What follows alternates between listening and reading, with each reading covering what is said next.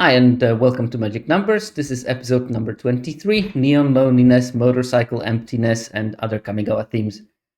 So today I'm going to be talking about the set primer, show you some basic numbers related to the set, talk a bit about removal, because I think that it's very important to position yourself well with the removal quality in the beginning of the format.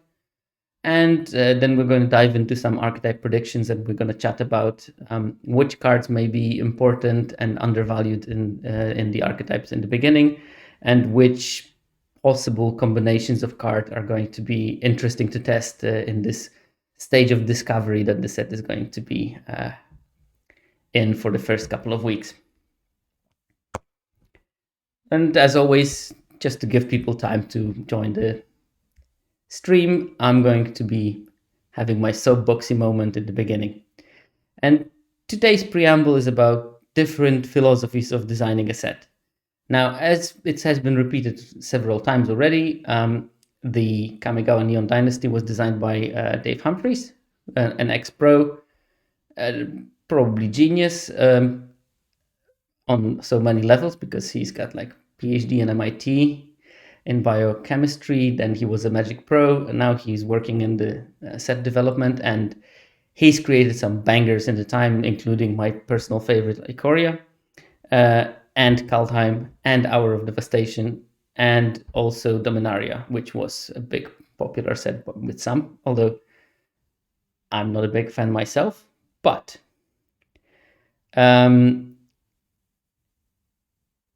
you can't say that it was not popular. So, I mean, he clearly knows what he's doing. And the characteristic side of the sets that Dave Humphreys designed, at least in a couple of last years, is a different approach to how to build limited format. And difference is between intertwining themes within color versus isolated sub-themes. And I think that Crimson Vow was a good example of isolated sub-theme set. We had cards that are fitting in one of the color pairs, but not necessarily into the other. And we had cards like the wolf that get +1/+0 and trample when you had control another wolf. That card was clearly built to be in green-red. We had, let me think. Of course, now my brain is empty. I already forgot anything about Crimson Vow. But, some vampires cards were just very good in the vampire archetype, but not necessarily good in anything else, like the 3/2 Trampler that created blood. And there was plenty of those cards. And there were very, very few cards that would be like glue pieces for multiple archetypes that people have to fight for. And one example was Traveling Minister, which was good because it was life gain, aggressive, it could enable training, it fitted into every single white theme that you had in the set. But this was more of an exception than a rule. This set is completely different in the way, at least looking at the first views of the spoiler, because obviously it would be much better if we had some play experience, but that's not possible. But there are many, many cards that fit into multiple archetypes at the same time. And I gave an example here of the Simian Sling. Let me put on my trusty laser pointer. And Simian Sling is a creature, but it's also an artifact. So whenever the theme is artifacts, that thing plays some role. It can equip, so it will make a creature that it equips modified, so it also fits into the modified theme. It makes a thing bigger, so in the white-red archetype, when you want to attack with only one creature, if it's bigger, then it presents a bigger threat, so it warrants a block earlier, so it also fits into that theme. And what are we missing? Well, it's still an artifact that you can sacrifice, a very cheap one, which fits into the black-red sacrifice theme, because, it's quite easy to sacrifice, and there are some ways of replaying things from the graveyard, which it also is easy because it's so cheap. So this card fits into all four archetypes quite readily, and it's not the only card like that in the whole set. It's filled with cards that have either main roles in a particular archetype or can play as a solid role player that allows a particular subset of interactions in the color pair that is not necessarily designed for. And because of that, I think there's going to be multiple flavors of each archetype within the set, because they are all based on some spectrum. Like, for example, White-red, you can build the white-red more focused on white creatures and more focused on, buffing the attack with the 2/1s that give the samurai that attacks alone +1/+1, and with maybe the tappers. Or you can maybe build the samurai deck more within slight artifact theme, when you will have more of the simian slings, when you might have the artifact resurrecting brother, and move it slightly towards that red spectrum. So I can see like several builds being feasible and being different in a way that you play them, not based on moving it from mid-range to more aggro to more control, but more moving it between which sub-themes in the set, which sub-modules, these pockets of synergies are more important in the particular build. And this is the thing that I loved in Ikoria. Ikoria was exactly, I said, like that, where you could basically build your red, blue as a sort of like discard cycling kind of theme, or you could build it as a sort of like aggro with some spells and card draw that allowed you to win the tempo game based on which cards you selected for your deck and based on your personal preferences. And that's exactly what I loved about this set, and I think that this one is following in its footsteps quite closely. So it's going to be fun to discover it, because the thing with Ikoria is that I played a bunch of it, and I never went beyond the discovery phase. I think that in Ikoria till the last days, I was still figuring out new archetypes that were super niche and maybe coming together only once, but if you can draft 40 different archetypes that only come together once, wow, that's a set that you want to draft forever and ever, because you will never be bored, because it will never become this chore that, all right, I'll just pick this price of loyalty, I'll just pick my sack outlets, and then I'll fill in with some creatures and whatever. It's going to be very much the same, because all those pieces are interchangeable, and I know the skeleton, and I'm just going to put the cards together to build it. Right. That concludes the preamble. Now, Kamigawa and numbers. Now, this is a problem that I encountered, is that we don't know exactly how the packs are going to look like. I did numbers, and the numbers are slightly different in Kamigawa than it was in the previous set, mainly because there is a different number of commons and different number of uncommons, which change the numbers ever so slightly. So because there's more commons, and you still have those 10 slots for a common card in the pack, you will only have 2.24 of each common per pod, rather than 240 that you had in Crimson Vow. And you also will have only 0.82 uncommons per pod, rather than 0.87, because there's also few uncommons more in this set than there were in the previous one. And they decreased the number of rares, and they decreased the number of mythics compared to Crimson Vow as well, which means that you will be more likely to open a copy of a particular rare in a particular pod. So that's also something to keep in mind. And there is a big question mark, because there is a land slot, and we don't know how they're going to arrange it in Arena. And I would think that it's going to be roughly the same as it is in paper, but we learned from Double Feature that they don't necessarily do things like they do in paper, and there's differences between Arena and the normal set. But what I would expect is that in the pack in paper, it's supposed to be 1/3 of the packs have the special land, 1/3 of the pack have just a normal basic land, and 1/3 of the packs will have the dual land. So I assume they're probably going to make something like 1/3 is a dual land and 2/3 is a normal basic, because of course they won't give us for free the special fancy lands. Looking forward on spending my gems to buy those. What does it mean for the dual lands? If it's going to be like I predicted, it's going to be roughly 1/3 of this number in terms of copies per pod. So I would expect something like 0.7, 0.8 of each dual land per pod, which means that they are going to be at the same kind of rarity as uncommons, even though they're a common. So keep that in mind, that they are not a freebie, and if you see one, you probably want to prioritize it if there is nothing better in the pack, and if you already know that you want this particular color pair. or if you know that you want to splash something and you see the dual that will allow you to splash it cheaply without putting too many basics of the color that you're splashing. Right, that's the pack anatomy for us.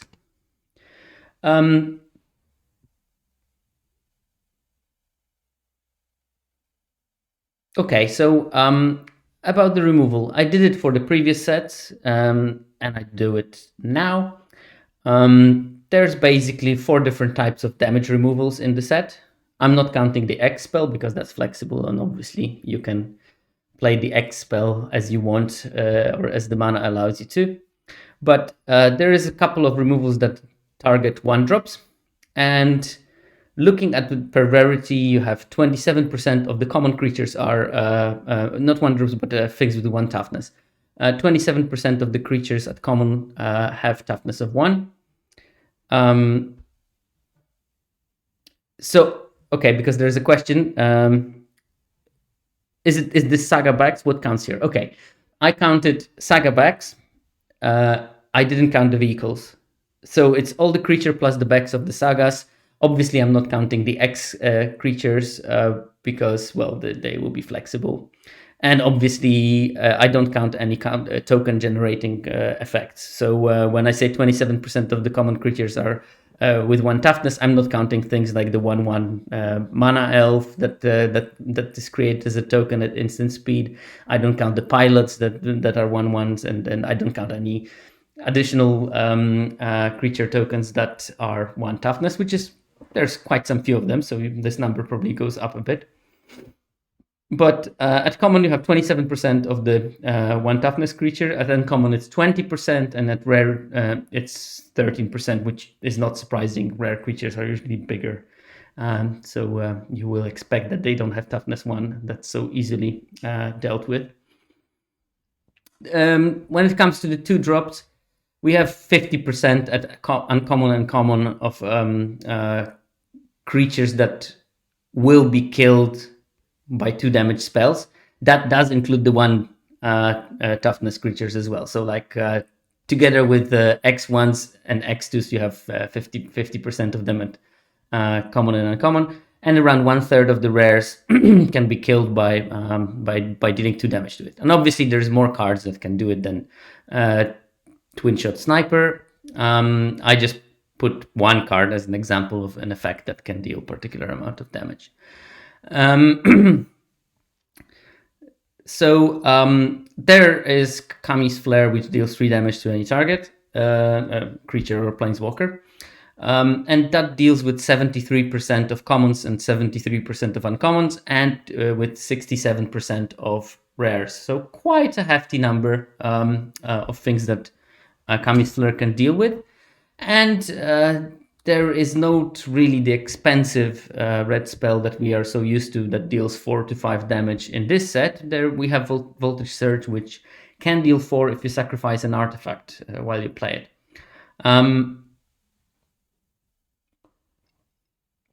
And 4 damage will deal with roughly 90% of creatures at every single rarity. So it's pretty close to unconditional removal. There's still 10% of the creatures that it doesn't deal with.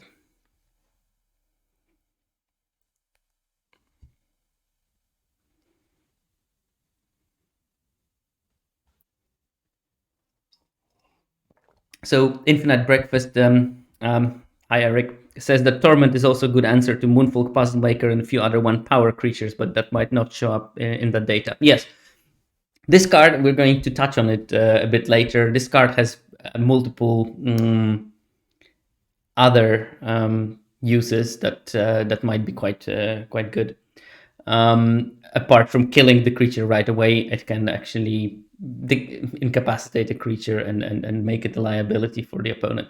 I think that especially the part where it says that that creature cannot block is pretty important, because that means that you can get rid of a 2/2 and make it into a 1/1 that pings them for 1 every turn, and you just don't need to be bothered with blocking it if they don't have particular effects in their deck.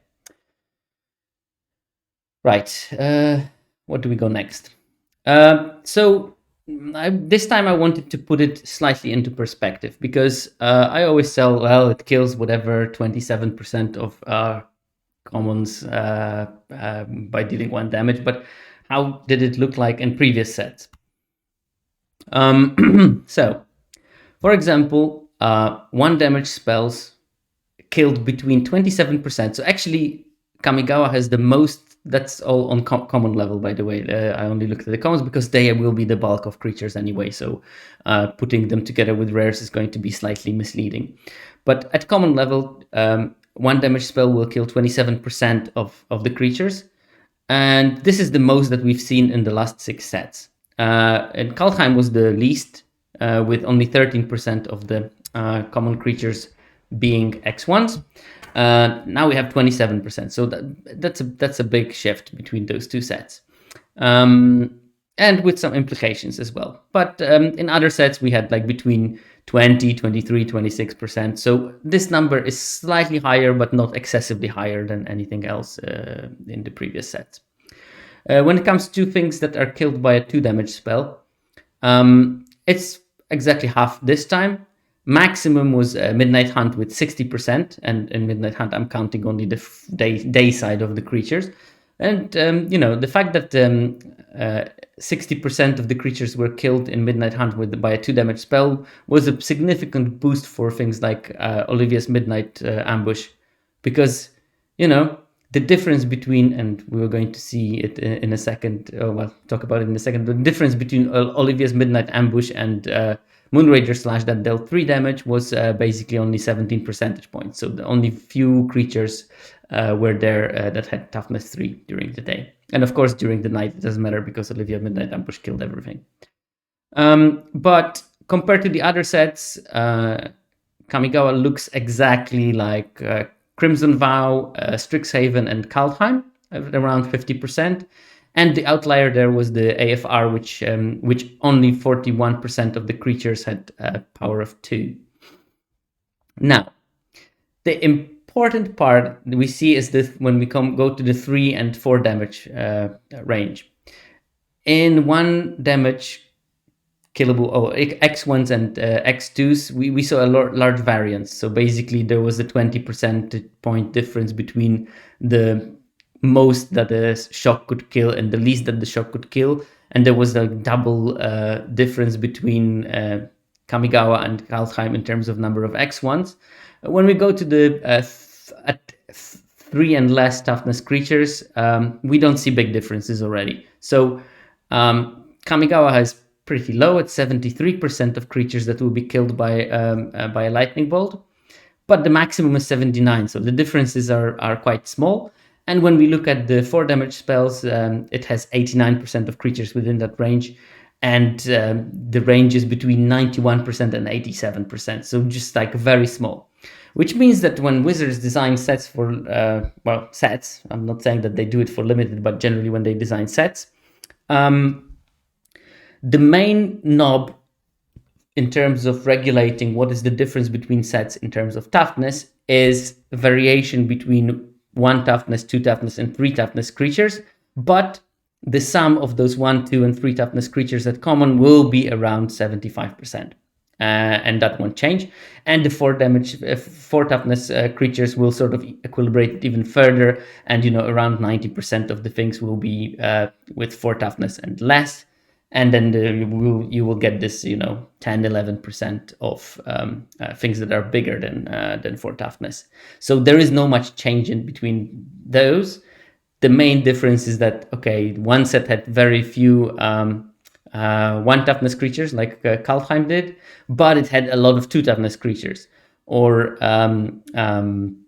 AFR had few creatures with power 2 or less, but it had a lot of creatures with power 3. So that was the differences between those sets, and that's where they regulate how good the conditional damage removal is in each set. Sebalist is asking, is it counting the saga creatures? Yes, I counted the saga creatures because in the end they are suspend creatures, so there was no reason not to count them. Okay. And this is the slightly different comparison of the same data where I basically This graph is cumulative, so it shows you the creatures with toughness 3 or less. This one will only show you the number of creatures with toughness 3. So here we see the same thing, and for 1 toughness, 27 for Kamigawa, 13 for Kaldheim, and in between for the rest.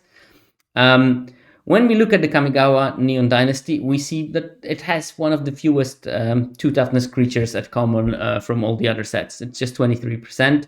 The lowest one was AFR with 18%, and the highest was Kaldheim with roughly 40% of the creatures at 2 toughness. So that was something important. And, this might be like a tell that the Kaldheim had this super aggro archetype, so I don't assume that the super aggro archetype is going to exist here, especially since those lots of those 2/2s are actually saga creatures that will not drop on the board too early. And when we look at the 3 toughness creatures, Kamigawa is sort of bang in the middle, and here AFR was like a big outlier with 34%. Kamigawa has 23, and the Midnight Hunt, which was the least 3 toughness creature dense, had 17% of them. So yeah, Kamigawa is much higher than Midnight Hunt, but definitely much lower than AFR was. And 4 toughness creatures, roughly the same number. However, if you look at it, it's actually 16% of the 4 toughness creatures in Kamigawa, so quite a lot of them. Most of the other sets, if only by a small amount. But that small amount, is something that might make a difference. For a comparison, Crimson Vow had only 11% of 4 toughness creatures. Now we have 16. Okay. Now, I showed you that there is an abundance of the 1 toughness creatures, but numbers are not necessarily everything in there. So to put the removal in perspective, I would like you to maybe look very carefully at this card in the beginning. Seismic Wave. It's a 1 red, 2 colorless instant. It deals 2 damage to any target and 1 damage to each non-artifact creature target opponent controls. Now, key part is don't fall into that is the non-artifact part, so it won't kill quite a lot of those X1s that are artifacts, like the monkey, the rabbit battery. It won't touch those, but it still kills quite a large selection of good creatures. And here I put 12 of them as an example. For example, and of course the card is called also Exemplar, just to make the exemplar. Eiganjo Exemplar is a 2/1 that whenever a samurai attacks, it gains +1/+1 until end of turn.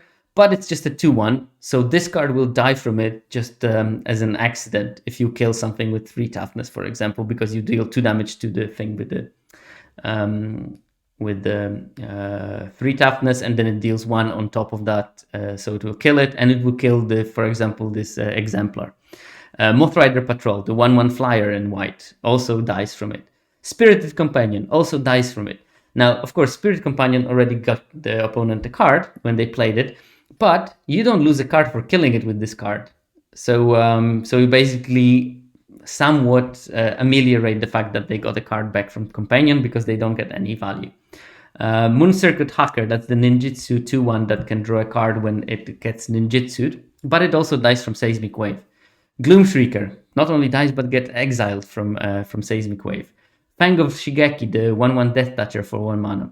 Generous Visitor, I think that this is the card that's going to be a pain, and I think that in some situations people will not put counters on it, because if it becomes a primary target for any kind of removal spell, so you want to put the counter somewhere else to hedge your bets, but because you put counters somewhere else, Seismic Wave might ping something else and kill Generous Visitor as a side effect, which is quite positive for you.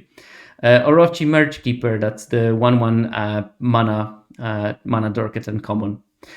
Born to Drive makes 2 pilot tokens. They are not artifacts, so you can kill them also with the Seismic Wave while killing something else. And Goshintai also makes the 1/1s. The white Goshintai, the white shrine, makes 1/1 spirit creature tokens. So you can kill the shrine and remove all the tokens that it generated all across the board by using the seismic wave. There's also the Careful Cultivation. That's the channel spell that can make the mana dork. And there is the Aki Ember Keeper. Another thing that it's a 2/1 that whenever a modified creature you control dies, it makes a 1/1 colorless spirit creature token. This also will kill it and all the token it generate if you kill something else with this spell. So I think that this is a spell that can kill quite a lot of very interesting and powerful creatures as a side effect, not as the main dish, as a sort of freebie that you get to roll on. So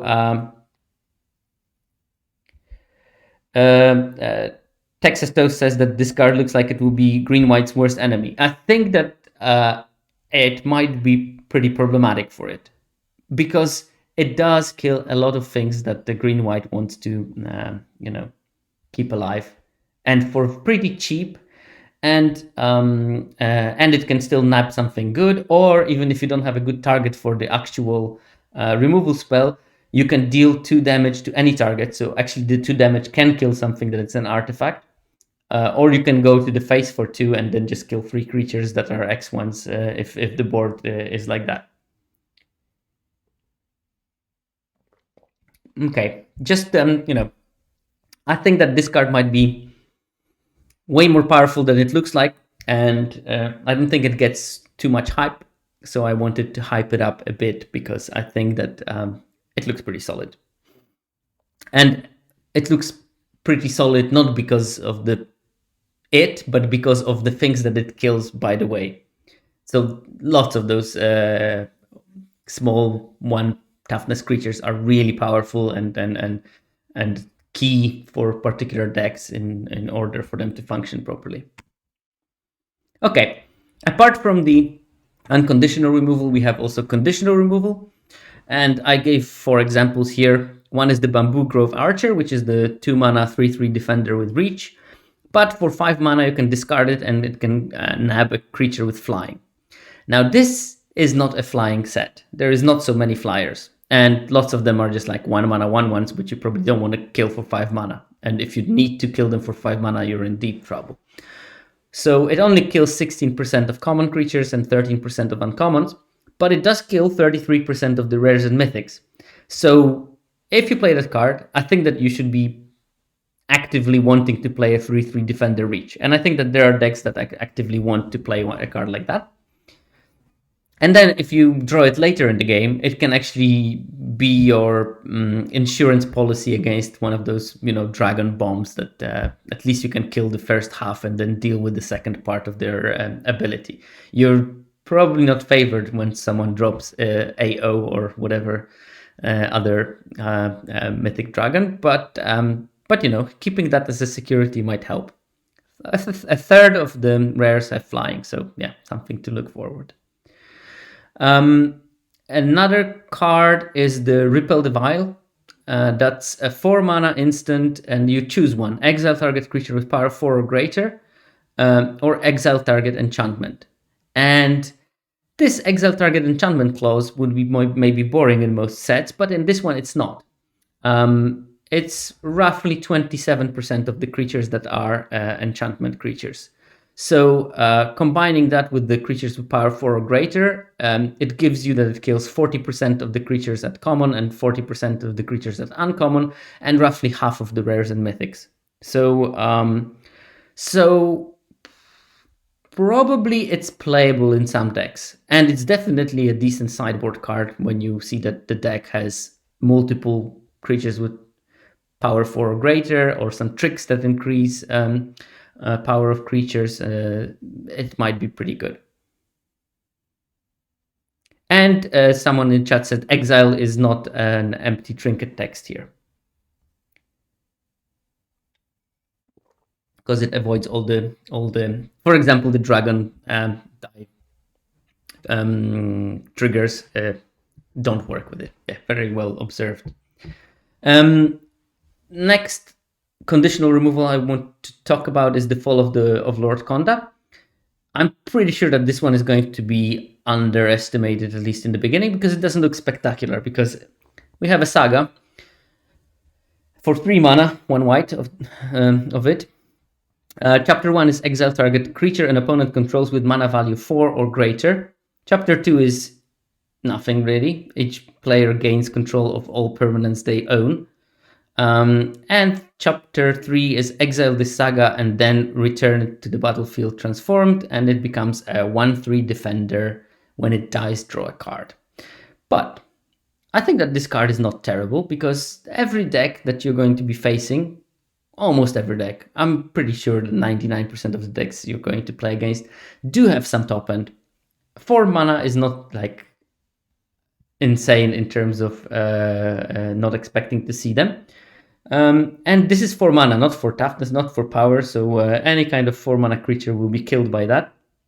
And at the end of the long process, you get the 1/3 that you can block, and if you block, then you gain life, and if you block and it dies, you draw a card. So worst case scenario, you block a 2/2 3 times, and that's like gaining 6 life. Or you can block a 2/2, then next turn chump and draw a card and accrue.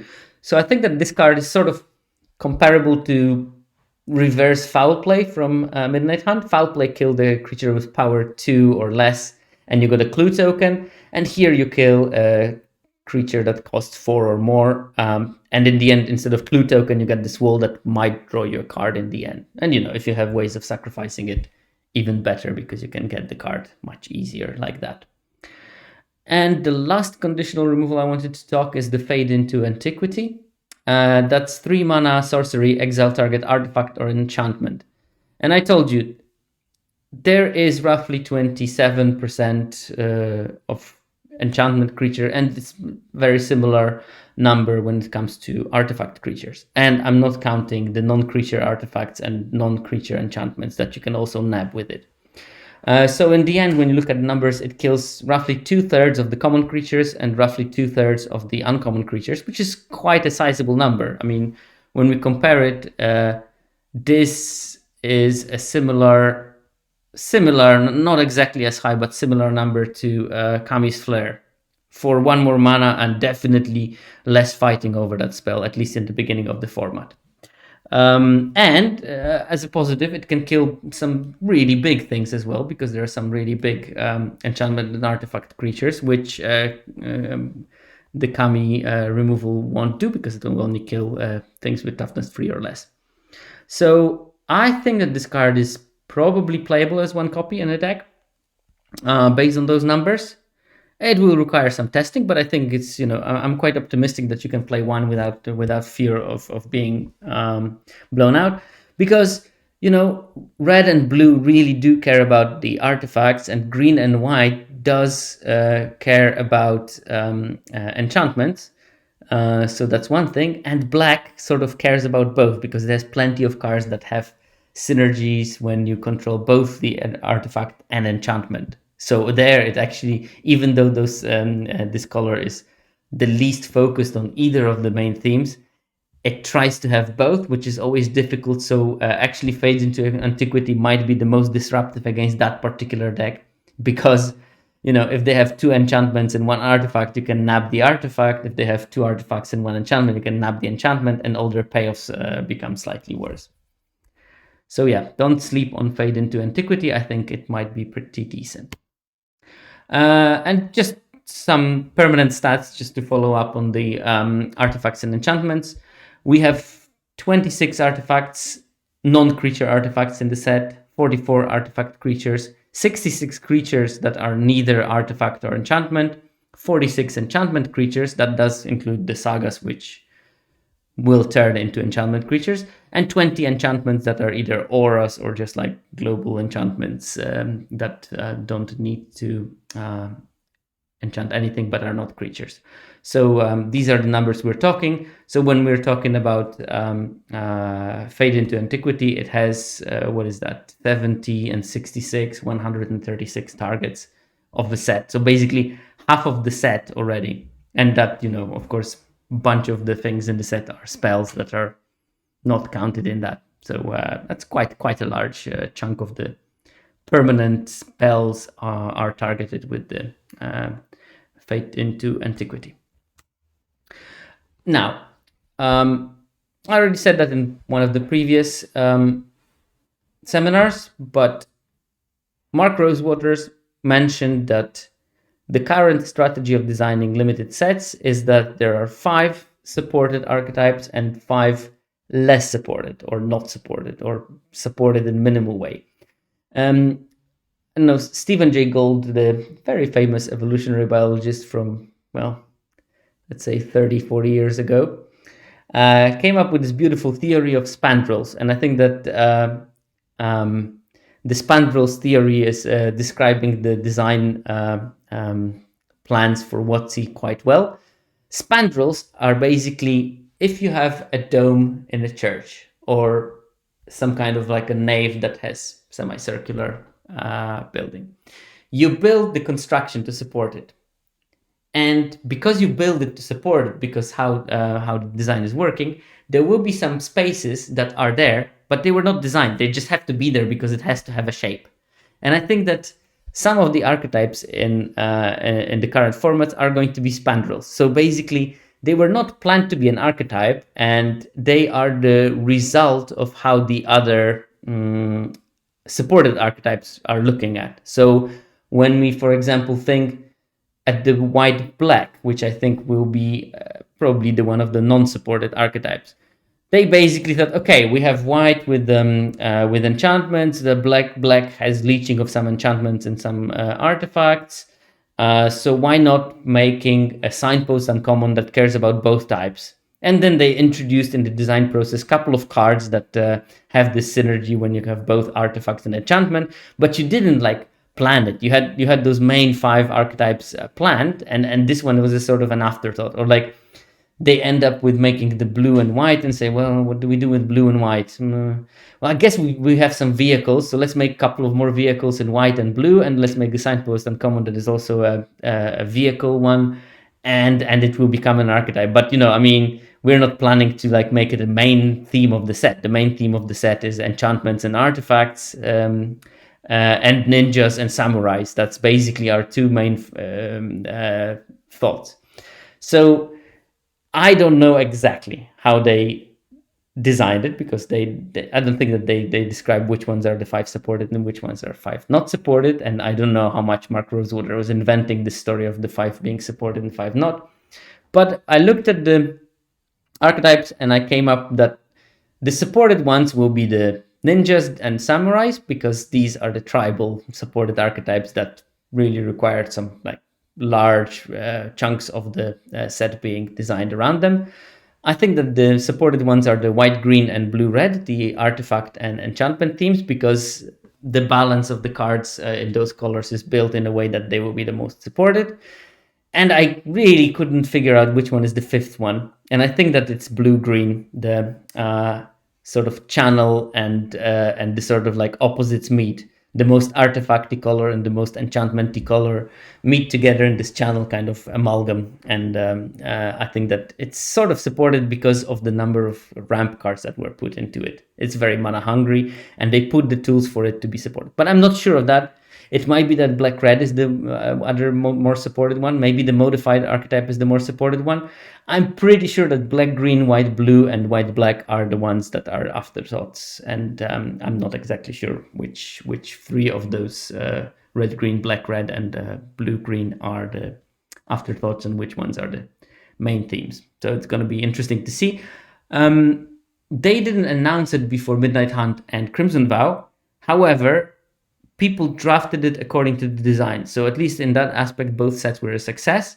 The 5 supported archetypes were the most drafted ones, and the 5 non-supported archetypes were the least drafted ones. So it clearly works in a way that the amount of support you put in a set makes people draft them more frequently. So yeah, it's going to be interesting to see how is it going to work in this one. And with that, I'm going to go through the archetypes very briefly. And I'm going to put, obviously, a bit more into the archetypes that I think are supported.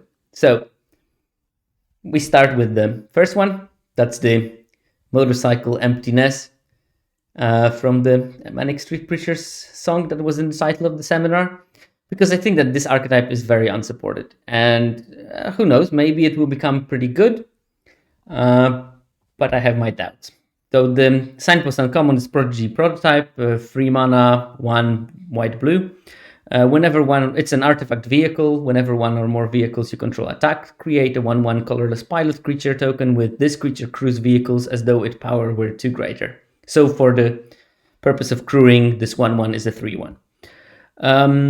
And it has crew 2, and it's a 3/4. So yeah, it's a solid card, don't get me wrong. It's just like, I think it's a solid card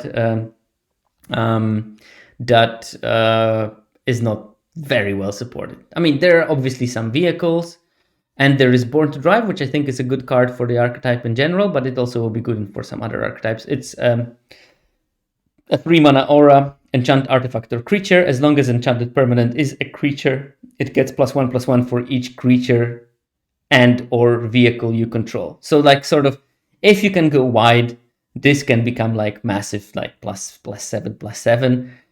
But it has a channel option, which is for 3 mana, you discard it, and you create 2 1/1 pilots with the same ability that they are 3/1s when they crew things. So if you have several vehicles, you can cycle Born to Drive, and you have 2 pilots to crew your vehicles, and it can help it. And if you have already everything that you need, you can dump it on something big and start smashing for large chunks of damage.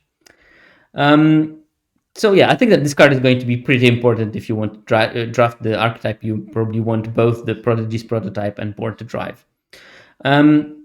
Other cards that I think are good in that, it's Dragonfly Suit. That's a 3 mana crew 1 3/2 flying vehicle, and Spirited Companion, which is an enchantment, but it's a 1/1 for 2 mana that draws you a card, and as a 1/1 it crews very well those 3/2 flyers, for example. So I would be quite happy to put those like turn 2, turn 3, and then I can start using the good boy that drew me a card to crew. Like a dog in the Dragonfly Suit, come on, it must be good. Then a couple of other cards.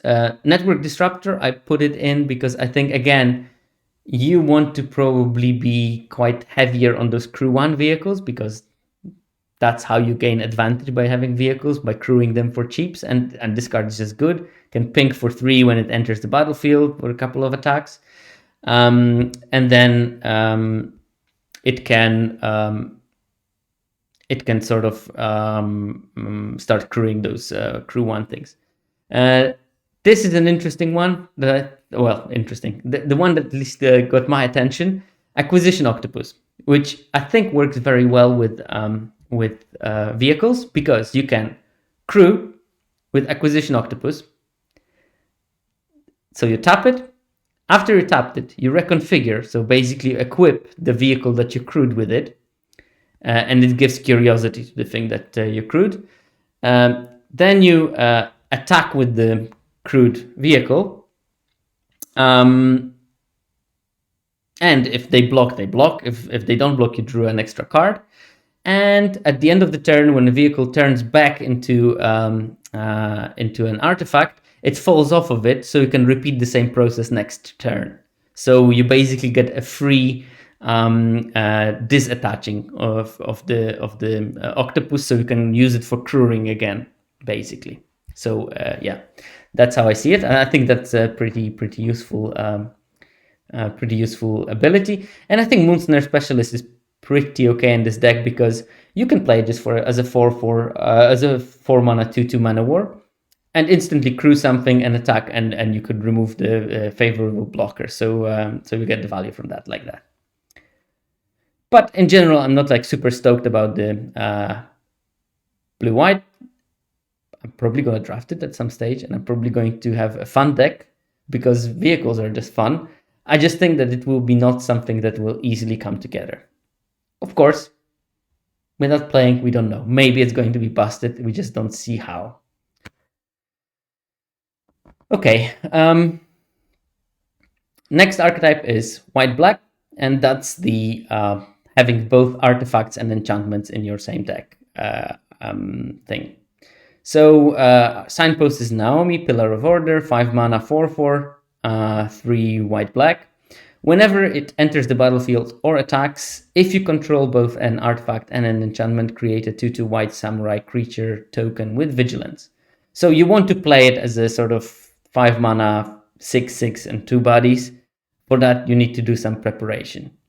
And cards that I looked for in this archetype. First of all, Sandblade Samurai. I think that this card is just very, very good.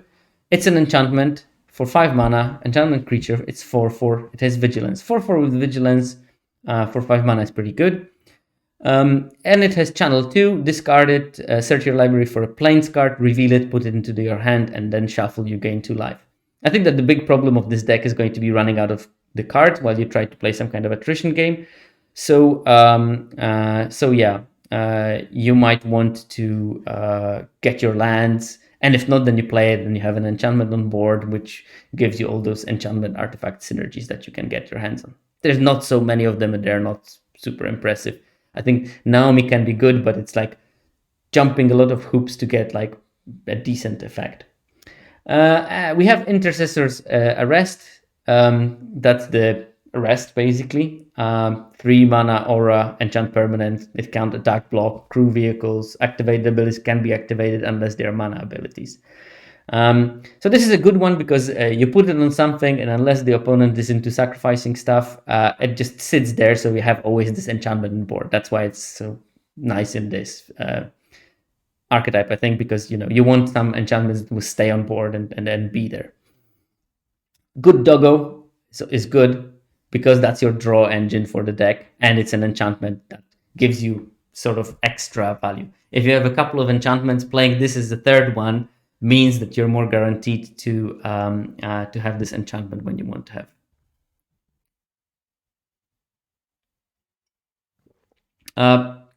Proco Brito says, I would include the 5 mana 3/2 artifact that searches for enchantment, one card that enables both.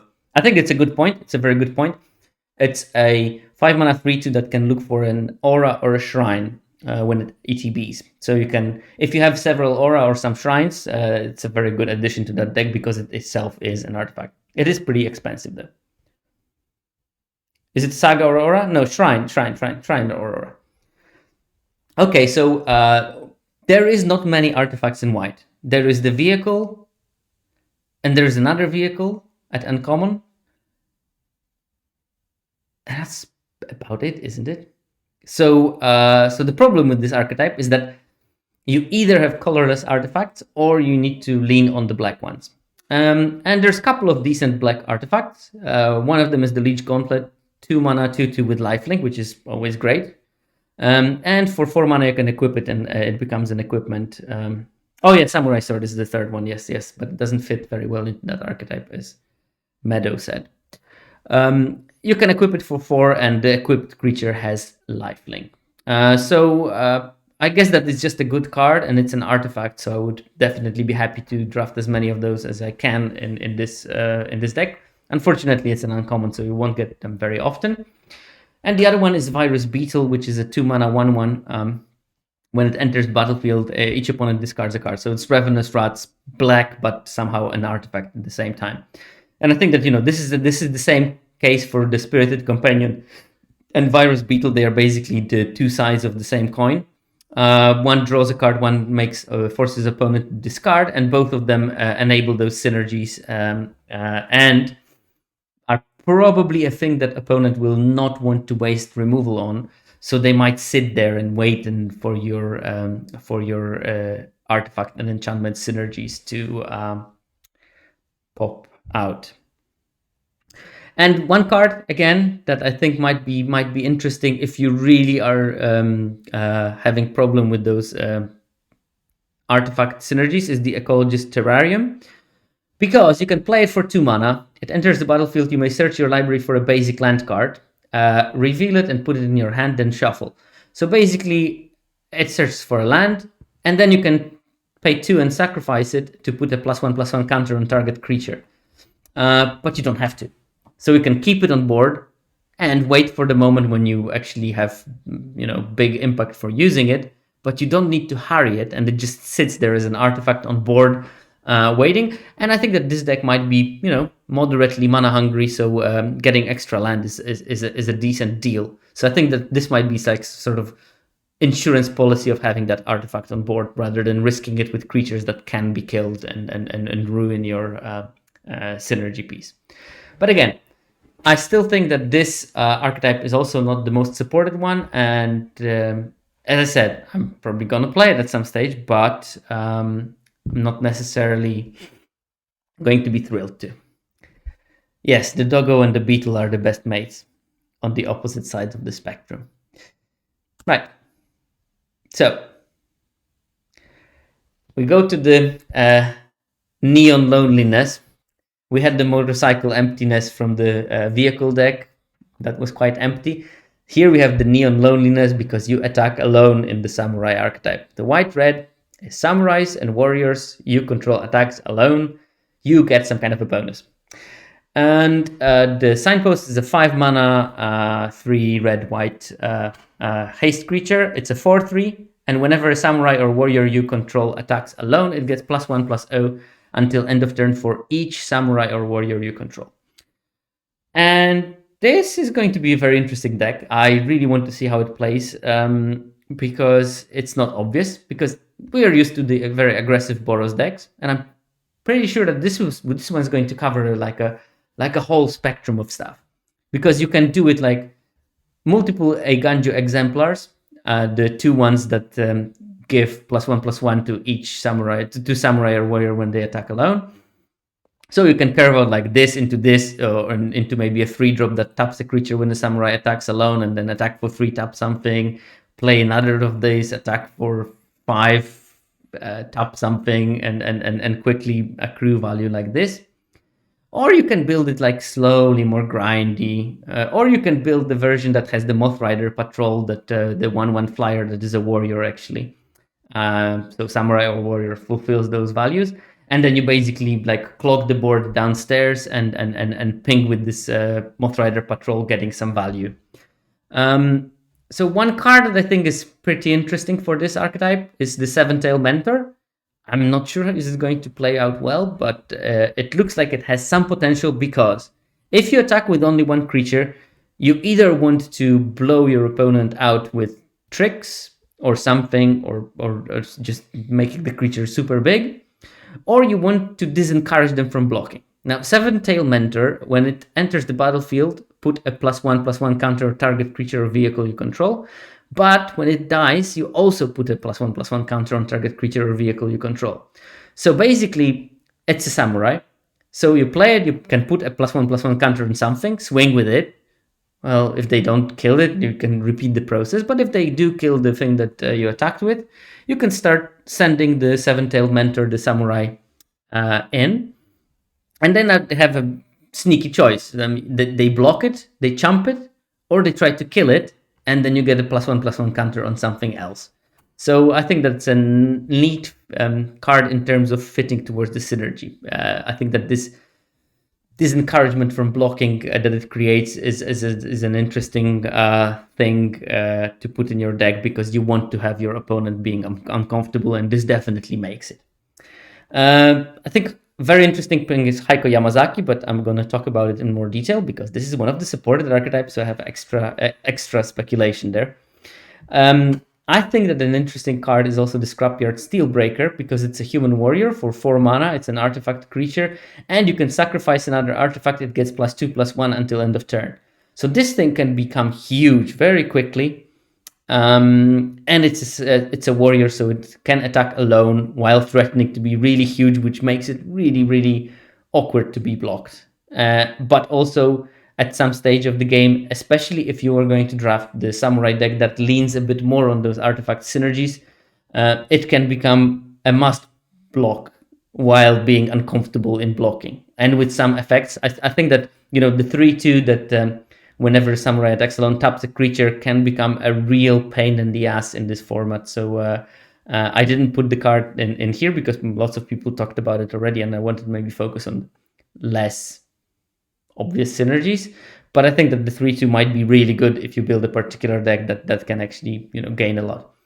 The thing with the samurai archetype is normally Boros goes like headlong without looking at anything and just races fiercely. This deck doesn't need to race. It only wants to attack with one creature, which means that every other creature that you have is a potential blocker.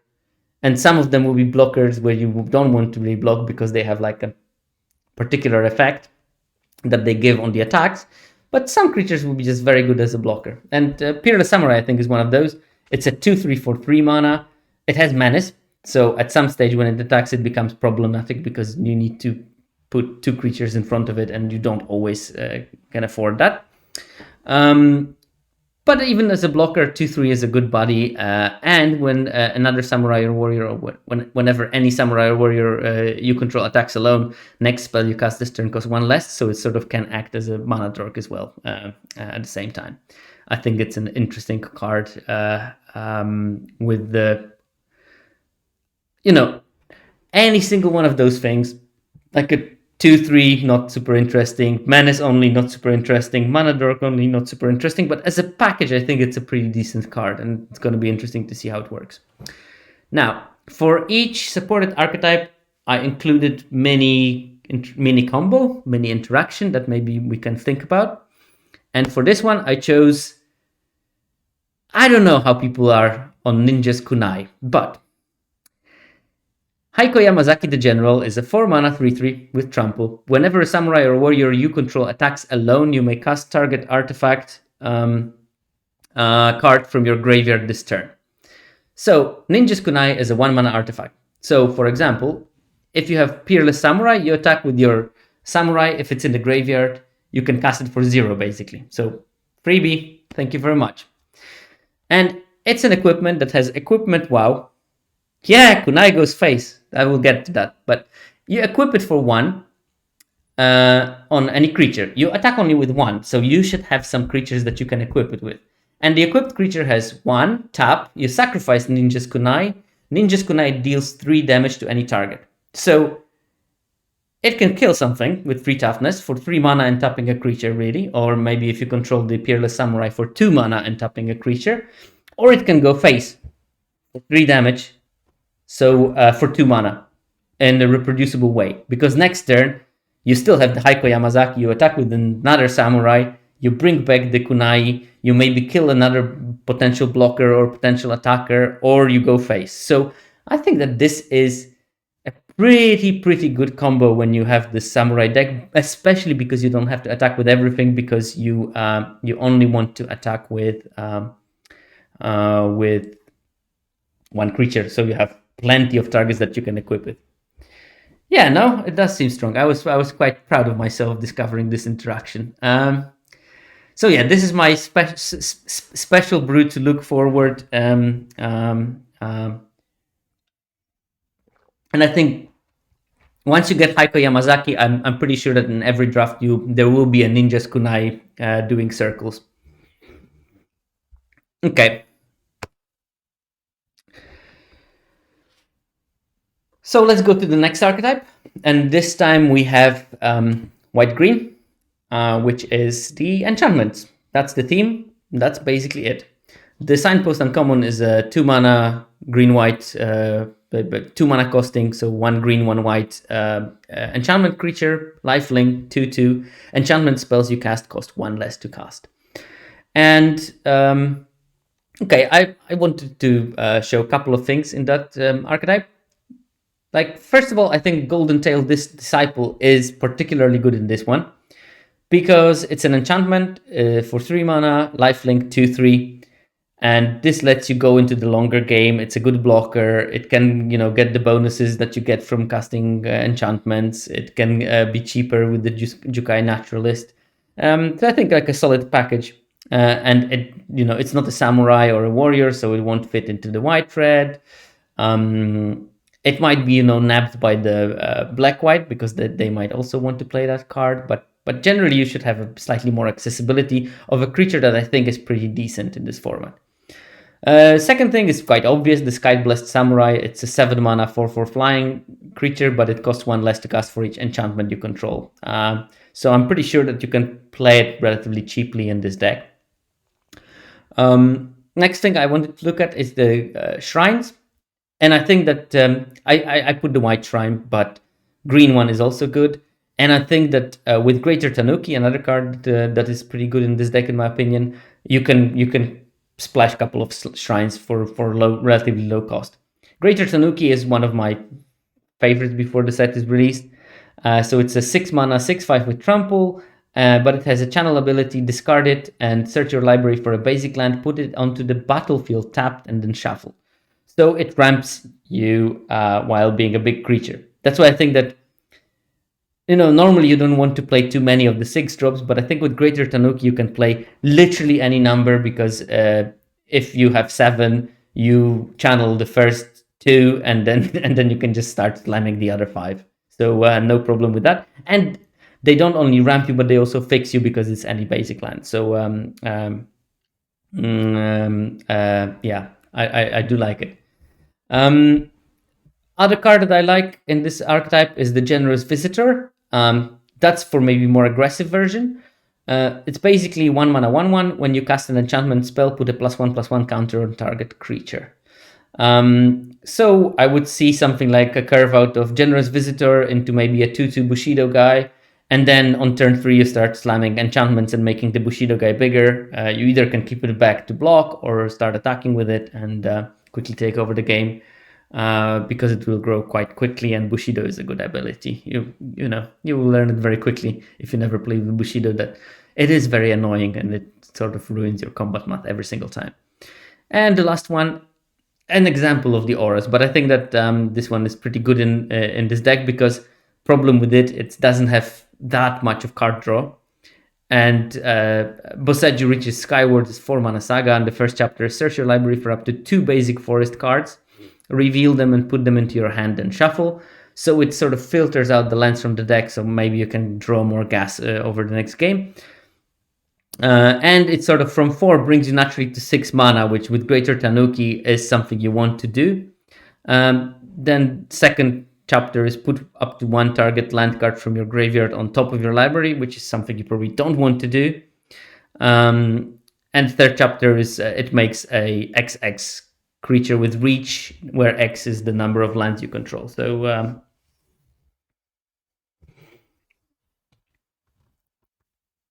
So Isaiah is getting excited about cycling Tanuki and using the Reanimator spell.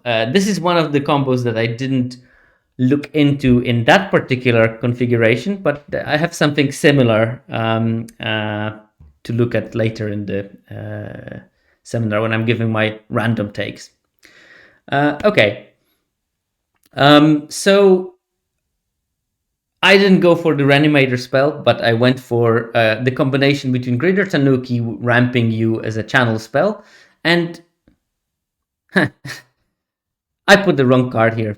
You know what? Before I started making this seminar, I instantly thought, I'm going to mix up those 2 cards so badly. One of them is Story Weave, the 3 mana instant. Choose 1, put 2 +1/+1 counters on target creature you control, or put 2 lore counters on target saga you control. The next time 1 or more enchantment creatures enter the battlefield under your control this turn, each enters with 2 additional +1/+1 counters on it. Yeah, exactly. So I said, oh, they have the same artist making an art. The art is very similar. I'm going to mix them up. Guess what? I mixed them up in the presentation. Obviously, this is supposed to be a Season of Renewal, the return target creature and return target enchantment from your graveyard to your hand. Because I think that, if you can channel out the Greater Tanuki, ramp yourself a bit, maybe you have some other channel creatures, maybe you lost some Juice-Guy Naturalist early in the game, you can easily play the Season of Renewal to return both of them, and you ramp yourself closer to actually being able to play the Greater Tanuki onto the battlefield. So I think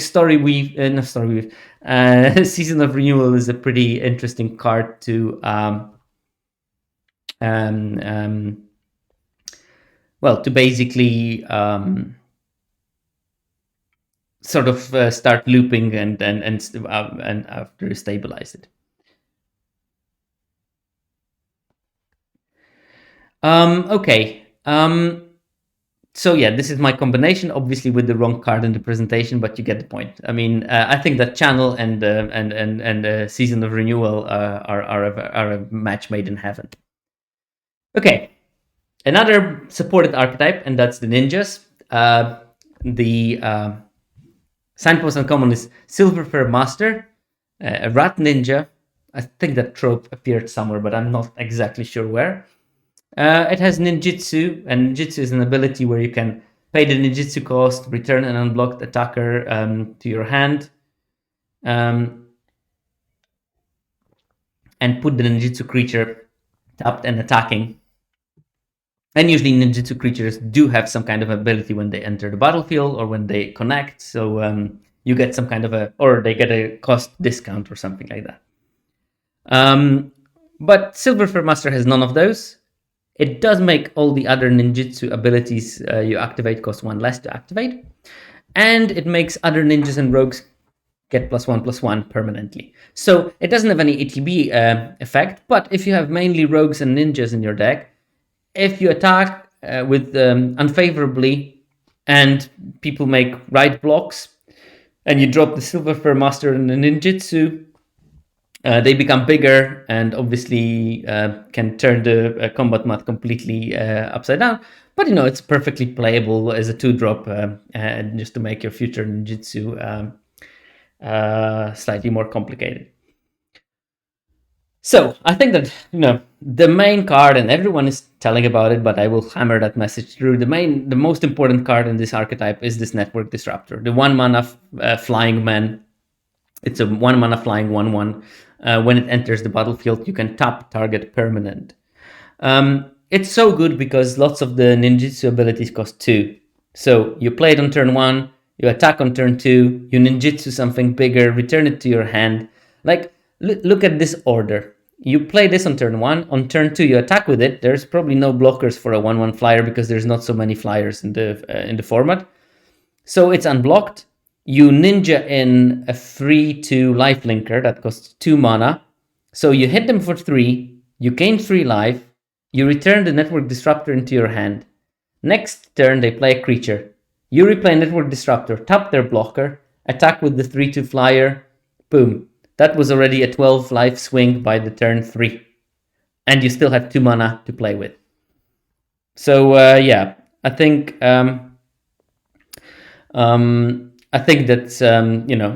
that's a super interesting. Yeah. Oh yeah. Worth noting that it's a rogue, so the master, the unidentified and definitely not related to turtles rat ninja master also pumps Network Disruptor. Another card that I think is important is the Moon Circuit Hacker. That's a 2-mana 2/1 with ninjutsu 1. Whenever it deals combat damage to a player, you may draw a card. If you do, discard a card unless it entered the battlefield this turn, which is quite important, and we're going to talk about them in a second.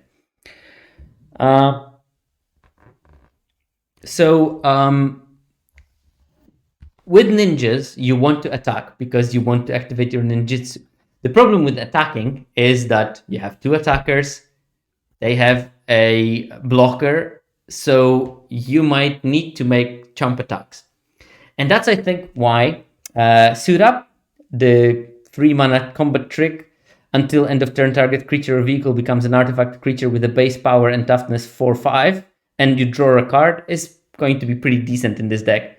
Because you attack them, they expect that you want to activate your ninjutsu abilities. Bam, Suit Up, I eat your big thing and draw a card, and you're left with your pants down because you thought that I'm just chump attacking because I wanted to ninjutsu something in. So I think that it might be, it's not going to be a star of the deck, but I think it's going to be pretty solid because the draw a card on it makes a world of a difference between this and the Serpent, whatever, from Crimson Vow. So yeah, I think that this is something at least to keep in mind. Clawing Torment, we discussed this card earlier, so it was mentioned as one of the things that can kill 1 toughness creature, but it also makes the creature not being able to block. Now, this is very good with ninjas because obviously unblocked creatures can turn into something really annoying. So I would think that this card is actually way better than what was the thing in Kaldheim, which is Wither Crown. Also because opponent doesn't have an option to sacrifice it. If you play it on the 2/2. It turns it into a 1/1. You can take forever, and it still pings them for 1 every turn. Especially if they don't have any ninjas that can return the creature back to their hand. It's useless as a blocker, so they would probably rather attack. But you have to, if you happen to play it on the defender creature, now that's just awful for the opponent. I think that if this card is good, then the 3/3 2-mana 3/3 defender creature is just terrible, because you can get stuck in games when the opponent just sits back and enjoys while your life total drops down to 0 because you have this thing. Dokuchi Shadow Walker, that's a 6-mana 5/5, but it has ninjutsu of 4. So,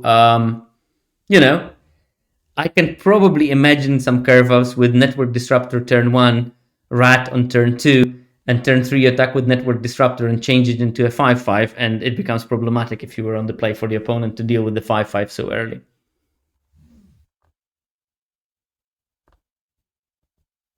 Yeah, I think that that's the strategy. Isaiah says that if they ninja, it could feel bad, but there are lots of X1s in ninja, so probably still good in the mirror.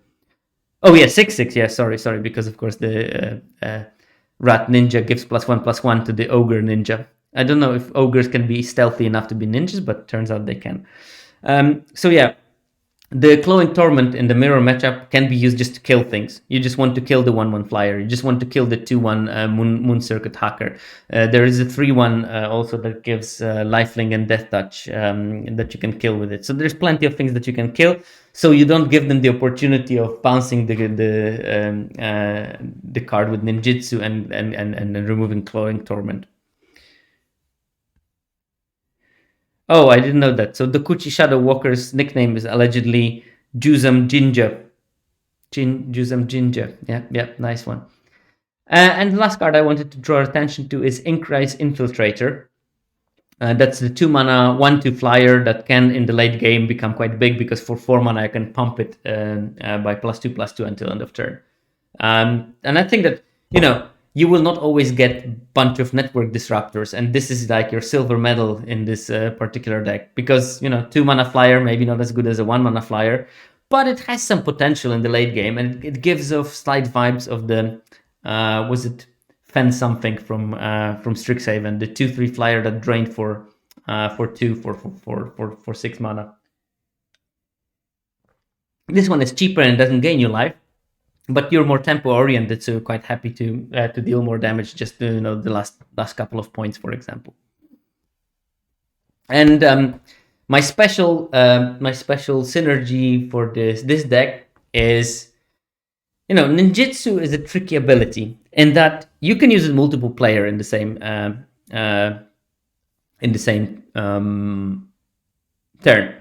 And this is something that I think might be pretty useful, combining an enter the battlefield effect with the deals combat damage effect.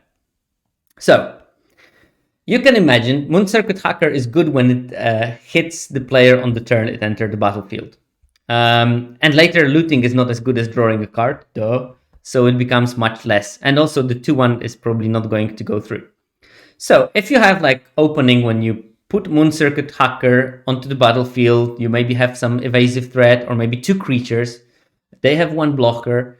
You attack with the Moon Circuit Hacker. They block it. The other creature is not blocked. You can play Moonsnare Specialist, bounce back your own Moon Circuit Hacker, replace it. So ninjutsu the specialist that you just play ninjutsu'd in with the Moon Circuit Hacker, because this one costs only 1 mana, so it's like super cheap. And draw another card, because it will deal damage and it will enter the battlefield this turn. And you can do it in many configurations, but I think that playing Moonsnare Specialist and replacing it with Moon Circle Hacker or any other ninja that gives an ETB effect is going to be quite interesting. And you basically reload on the Moonsnare Specialist because it comes back to your hand and you can replay it. It may be too cute, but I think there is a ninja build that uses Papercraft Decoy with Covert Technician to loop cards. Maybe that's an interesting one. Papercraft Decoy is a 2-mana 2/1 that has, when it leaves battlefield, you can pay 2 to draw a card. It can be quite expensive, but yeah, it is exactly in the same gist, basically, when you can use the ninjutsu in multiple ways. I think that with the Moonsnare Specialist, it's especially good because you reload on the Moonsnare Specialist, so you can replay it again. Like, imagine if you have the 1/1 flyer, you can just basically attack with the 1/1 flyer, ninjutsu in Moonsnare Specialist, bounce something of the opponent to their hand, play Moon Circuit Hacker, draw a card, replay the what's the name? The 1/1 flyer, and it costs you the total of 5 mana to make the whole loop. So for 5 mana, you drew a card, dealt 2 damage, bounced something, and tapped something. It's not a terrible thing. I mean, it sounds cute, but it requires 3 cards at common, and it does quite a lot. Okay. Another supported archetype. They just like go in Wooberg in a big patch. And here we have blue-red, and that's artifact synergies. The signpost is a blue and red, so 2 mana, 2/2 flyer. Artifact spells you cast cost 1 less to cast.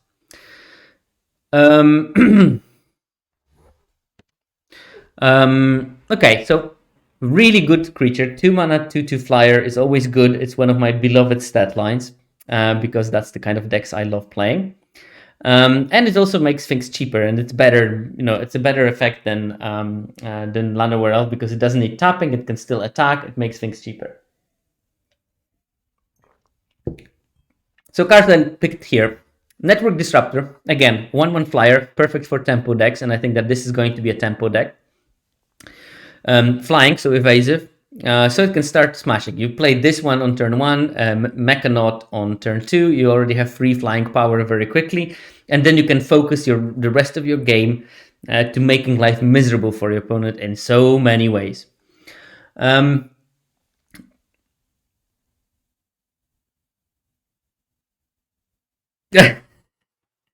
Yeah, no, I mean, better than tapping Mana Dork. I didn't mean that it's better than Llanowar Elf. It's different completely, but just better than tapping for mana, just getting this effect.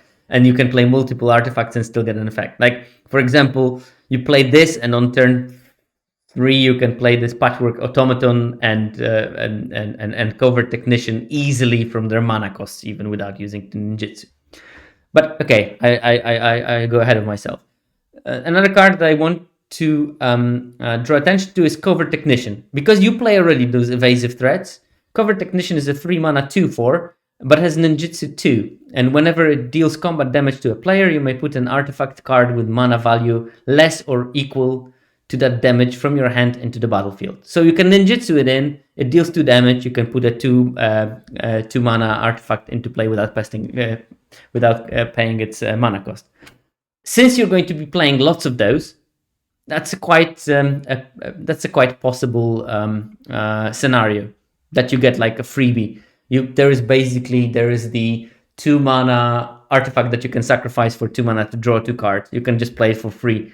So you basically then get divination for 2 later in the game somewhere.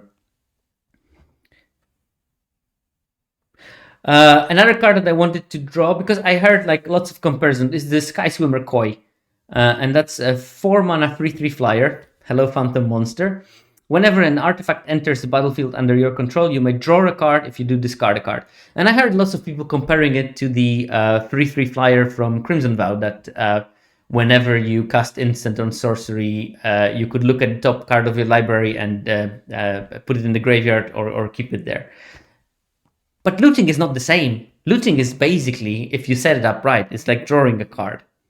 And yeah, exactly. It's a May ability, so you don't have to like loot your good card or gamble drawing a second good card when you already have one good one. But if you have a land that is useless to you because your deck is very close to the ground and the Sky Swimmer Koi was the top of your mana curve, you can easily set up that you don't draw lands anymore, because every land that you draw, you just play an artifact, discard the land, draw gas.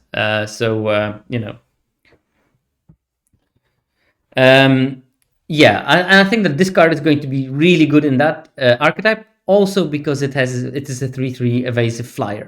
And I think that this deck is going to be really dependent on having red removal, because I think, curving in one flyer on turn 1, 2/2 flyer on turn 2, then from turn 3 you want to control the board because your clock is already fast enough for most of the things.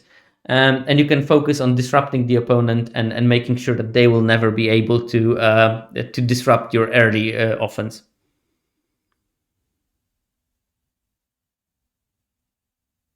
Oh yeah, there is also the 2/1 artifact that whenever you discard something, you can play it. And that's, again, with Sky Swimmer Koi, will work fantastically. So I think, thank you very much, Cardboard Nomad, for that additional synergy. That's great. Then we move to the red part and artifact part.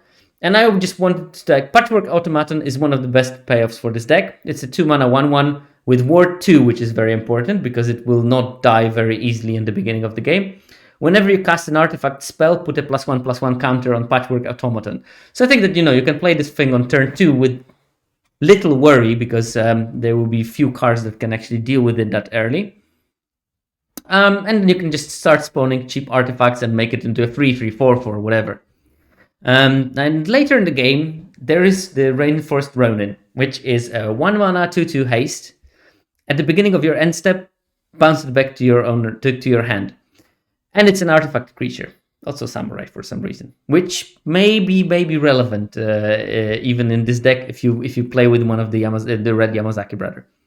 But in the beginning, it can pink for 4 or something because you play it, attack for 2, play it, attack for 2. Then it gets overwhelmed. It can stay in your hand. It has channel when you can discard it and draw a card.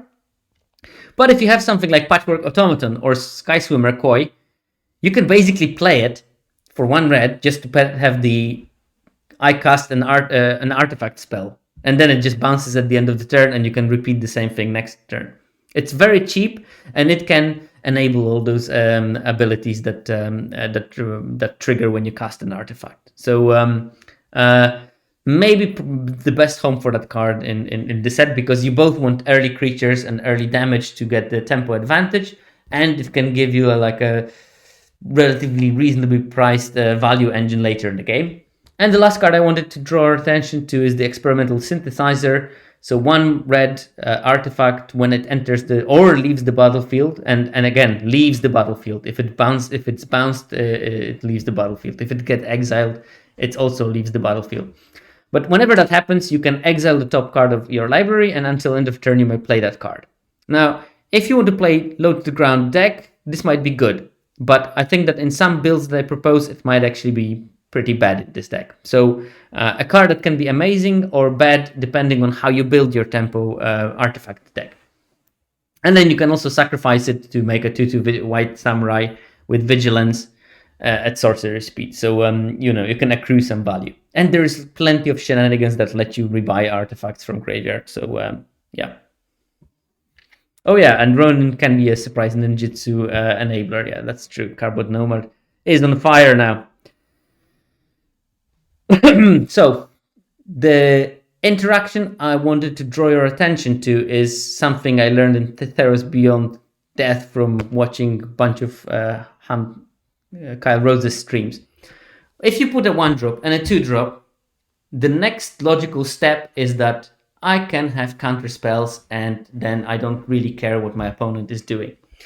And the good part of this set is that there are good counter spells that are way better in the artifact decks. And I'm talking about Disruption Protocol, which if you control an untapped artifact, basically is a counter spell for the cost of counter spell. So 2 blue, blue, which is great in limited because you just need to leave 2 mana open.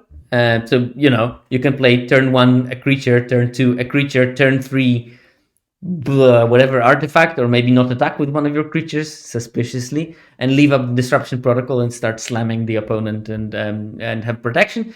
And there is a nice thing in Mirror Share Club, which is a 3 mana counter spell as channel. So you can pay 3 discarded, and it's basically a 3 mana leak. But if you draw it late, it's a 7 mana 5/7 with Ward 3, which is quite useful. Also an artifact. Well, if you really need that extra artifact trigger on turn 9. But it does what your deck wants to do, so it can counter something early. And if you happen to have it late, you can play it. You're not sad by having a 5/7 with ward. So possibly these two cards can build this sort of like counterspell tempo deck, and then you can play things like Thirst for Knowledge, because if you leave your mana untapped for counterspells, if they don't play anything, you just thirst, dump something in the graveyard, get 2 more cards, and continue with your aggression. And the next turn you can easily keep the counter spells up.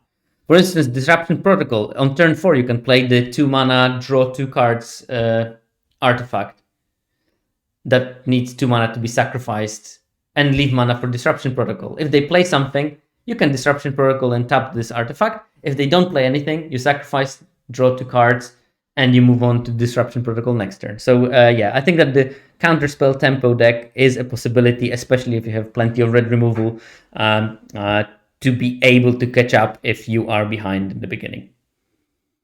Okay. No, my absolute favorite, I think, the deck that I want to be good. It's probably not good, but I want it to be good. Blue-green is sort of a channel deck. Cardboard Nomad. I would have to really look through the spoiler and think from that perspective, which I didn't do. So I don't know.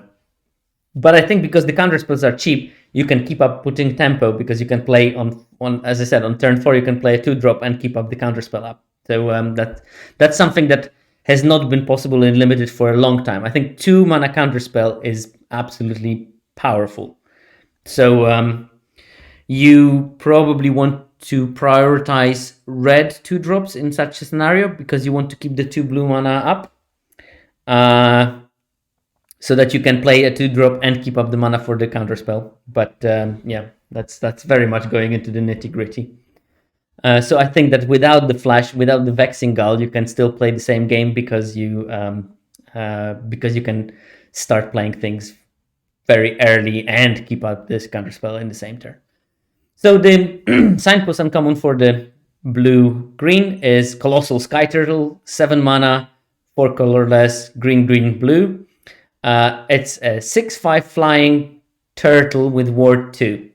However, this is I think Ethan from Lords of Limited called it a charm, because it has a triple functionality. It has channel, 2 and a green, discard Colossal Sky Turtle, return target card from your graveyard to your hand, and it has channel, 1 and blue, discard Colossal Sky Turtle, return target creature to its owner's hand. So early in the game, it can be as a tempo piece, when you can just basically bounce something, and late in the game, when you have something really good, or maybe like some shenanigans with the whatever the seasons, what was the name?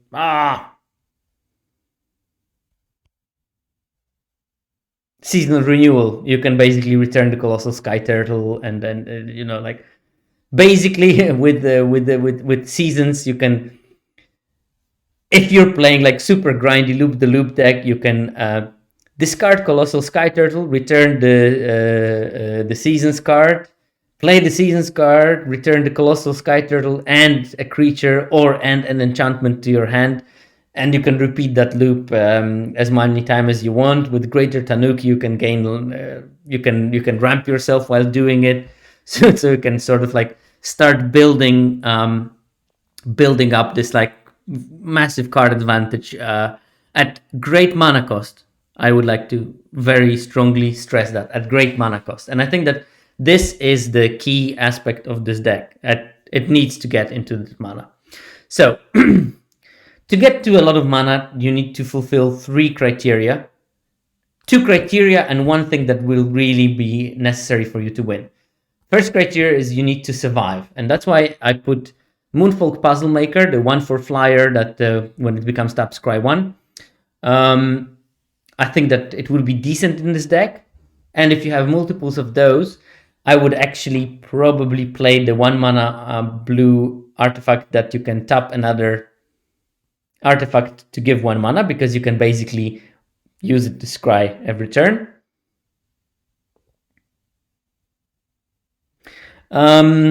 and Bamboo Grove Archer. That's a 3/3 for 2 mana with Defender and Reach. Now, in a good scenario, this thing can basically stop ninjutsu decks in their blocks, because it blocks the 1/1 flyer that will usually enable ninjutsu. It kills a bunch of stuff. The problem is that if you play the 1 black removal on it, it becomes a liability rather than the benefit. So I still don't know. It depends on how many people play the 1 mana black enchantment, how good it is in stopping your opponent. But I think, like, if you play this on turn 2, this on turn 3, you sort of stabilize the board quite early, and then you can start doing things like Careful Cultivation, which is either discard it and create a 1/1 human token which taps for mana, or you can enchant a creature, make it big, give it reach, and also it gives double mana. So you can choose that, and that ramps you quite a lot with the mana. Greater Tanuki is another key piece. When you probably want to start with channeling it and ramping yourself, and then getting it back with the season or something, and then playing it as the chunk. Now, this deck I think splashes really well. So you're open to playing bombs from other colors, or you can play shrines if you get the right concentration of them. Because of your ramping, you will probably have more mana to actually activate those shrine abilities while still being alive. I think that if this deck works as I think it is, it will have the same exact problem as the kicker deck in Zendikar. And I think that it might be like trying to do similar things as the kicker deck in Zendikar. So basically, early stage of the game is survival, later stage of the game is you completely take over the game because you're doing things that the other decks don't even think that they might ever have tools to do. The problem with the green blue deck in Zendikar was that it was card hungry and mana hungry. So you need to hit your lands and you need to draw cards because you will run out of steam, and then you have like bazillion mana and nothing to do. And that's why I think like things like Mnemonic Sphere or maybe the 5 mana aura that draws cards as I think chapter 2 or something is important. Now, Moonsnare Specialist is another thing to keep you alive, and also a very good reminder: you don't need to ninjutsu it in. At 4 mana, it's still a decent, perfectly serviceable mana war that generates tempo. It's basically, when you think about it, sort of like a sorcery speed revenge in those decks, because you bounce something to their hand. Yes, okay, it's not on the top of the library, whatever, but they lose so much tempo because of that, and that's where you can actually survive. So you can, on turn 2, nothing, end of turn, channel the Careful Cultivation, your turn, tap 4 mana, Moonsnare Specialist, bam, slam, thank you ma'am, bounce whatever they did, they need to restart, and you're already at 4 mana, possibly 5 next turn, so you will have the sort of tempo.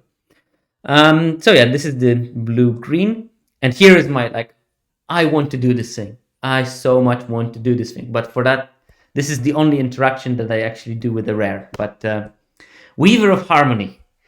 This card, I so much want to use it. So Weaver of Harmony is 2 mana. Enchantment creature, Snake Druid. It's a 2/2 for 2. So, already solid stats.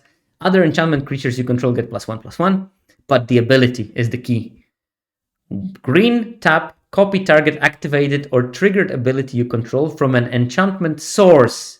And that word source is absolutely essential here. You may choose new targets for the copy.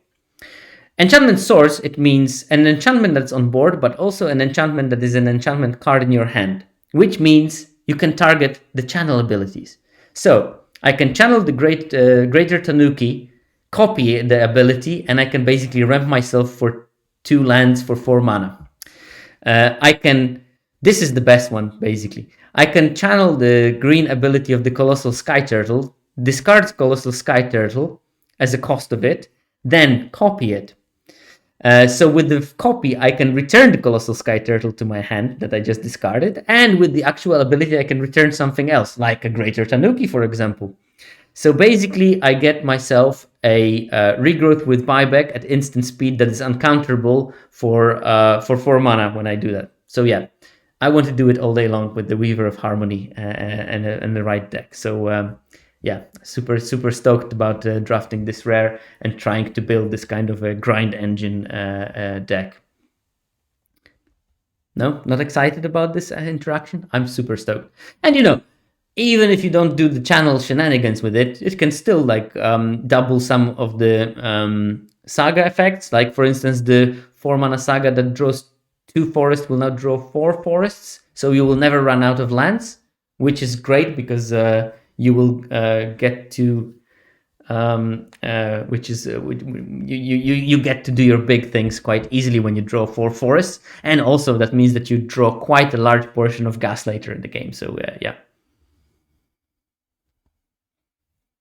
loop the loops are nice, and especially when they work in that kind of elegant way, I think. And also the fact that it's uncounterable, you just need to keep some of the give hexproof to protect your Weaver of Harmony, and you're just good. And at some stage, they will have to waste the removal on it while you just dump Colossal Sky Turtles and Greater Tanukis all over the place. And what are they going to do about it? Okay, Black-Red. We're 3 archetypes from the end. And this one, honestly, this is probably going to be a very good archetype that is probably going to take a long time to build like a very good version, because I think that this is a particularly tricky archetype, but it can be super, super damaging. When I look at the Oni Cult Anvil, the Signpost Uncommon, it's an artifact for black and red. Not a creature, just an artifact. Whenever 1 or more artifacts you control leave the battlefield, another important thing, leave the battlefield, during your turn, create a 1/1 colorless construct artifact creature token. This ability triggers only once each turn. So it also has tap, sacrifice an artifact, Oni Cult Anvil deals 1 damage to each opponent, you gain 1 life. So drains for 1 basically. So what you can do with it is you can trigger any loss of the artifact and you get a 1/1 as a gift. You can then sacrifice that 1/1 and drain them. Or you can just build an army of 1/1s at some stage. What I can see in this deck is there are a couple of cards. Like, first of all, Kami of Industry, I think, is going to be great in that, because you want to sacrifice artifacts, which means that you can sacrifice them.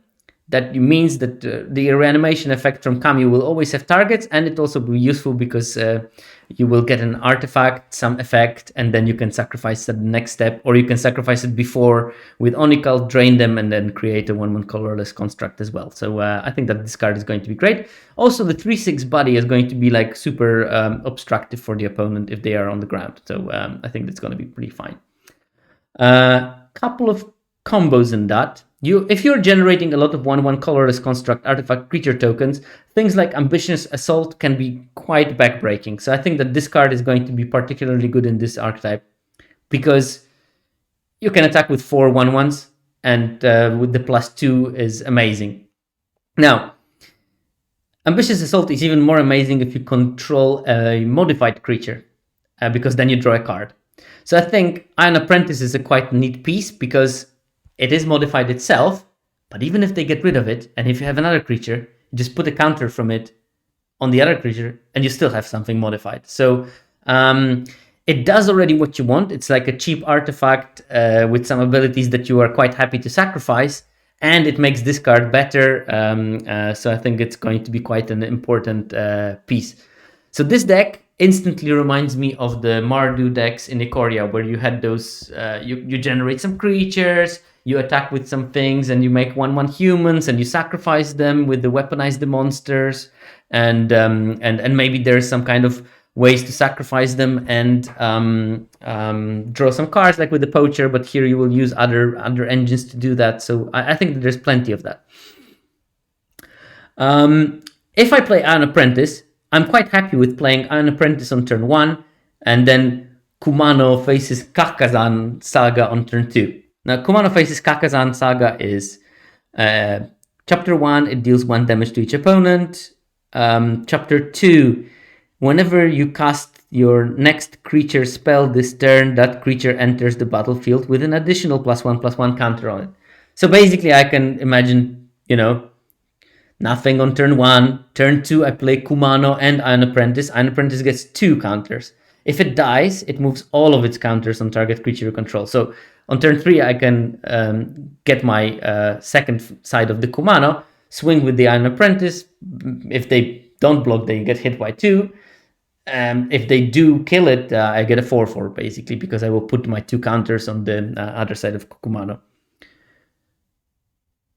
Another card, Virus Beetle. It's an artifact, so I can sacrifice it. I am happy to lose it because it already did its job of discarding. And it's a 1/1, so they will probably likely block it. If they don't block it, there is a couple of black ninjutsu things that are also artifacts, like Mukutai Ambusher is one of them. So if they either stumble or I have a cheap removal, I can, on turn 3, kill their only blocker, attack with the Virus Beetle, flash in the Mukotai Ambusher, return the Beetle, and next turn replay the Beetle, and they discard another card, and I'm already winning the attrition war. There is another card that is really looking strong in this deck, and that's the what's his name? You're Already Dead or something. The 1 mana spell that when a creature was dealt damage this turn, kill it and draw a card. Because you have things like the Virus Beetle, they are incentivized to block. They are incentivized to block them with bigger things, and then I can just finish off the kill with the 1 mana spell and draw a card. So it's a great trade for me, especially with that many 1/1s. So it can create this sort of like damned if you do, damned if you don't kind of feeling. So yeah.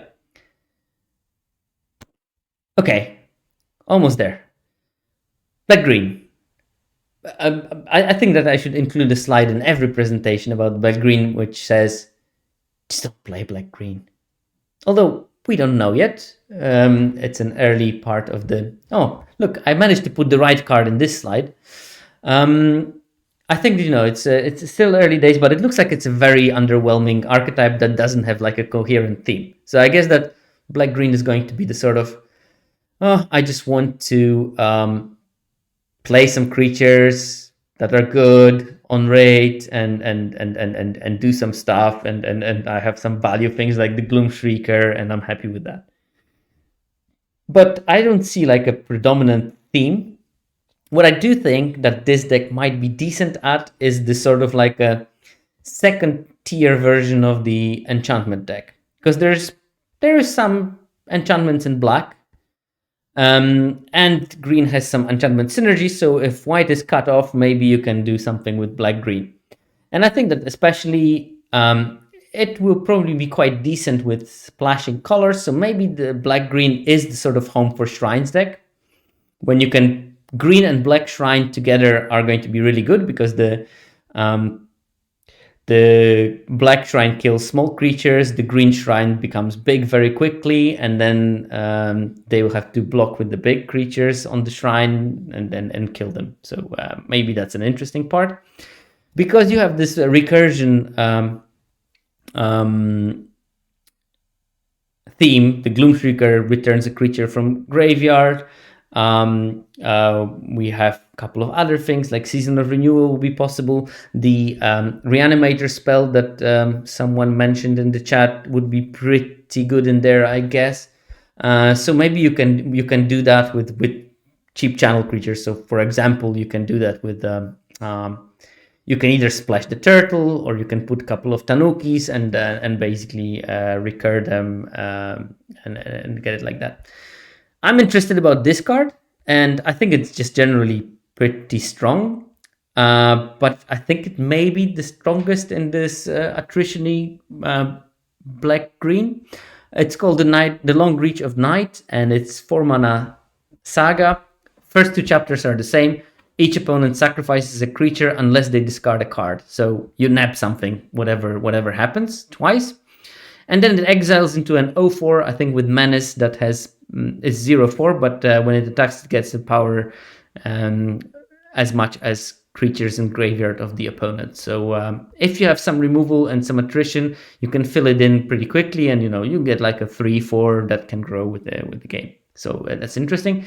I think because there might be some enchantment synergies, Twisted Embrace will be really good in that deck. Twisted Embrace, of course, is the 4 mana aura in black that You enchant an artifact or a creature, and when it enters the battlefield, you destroy a creature, and the creature that you enchanted gets +1/+1 if it's a creature, and obviously nothing if it's a vehicle. And I put this card. I still don't know what to think of it.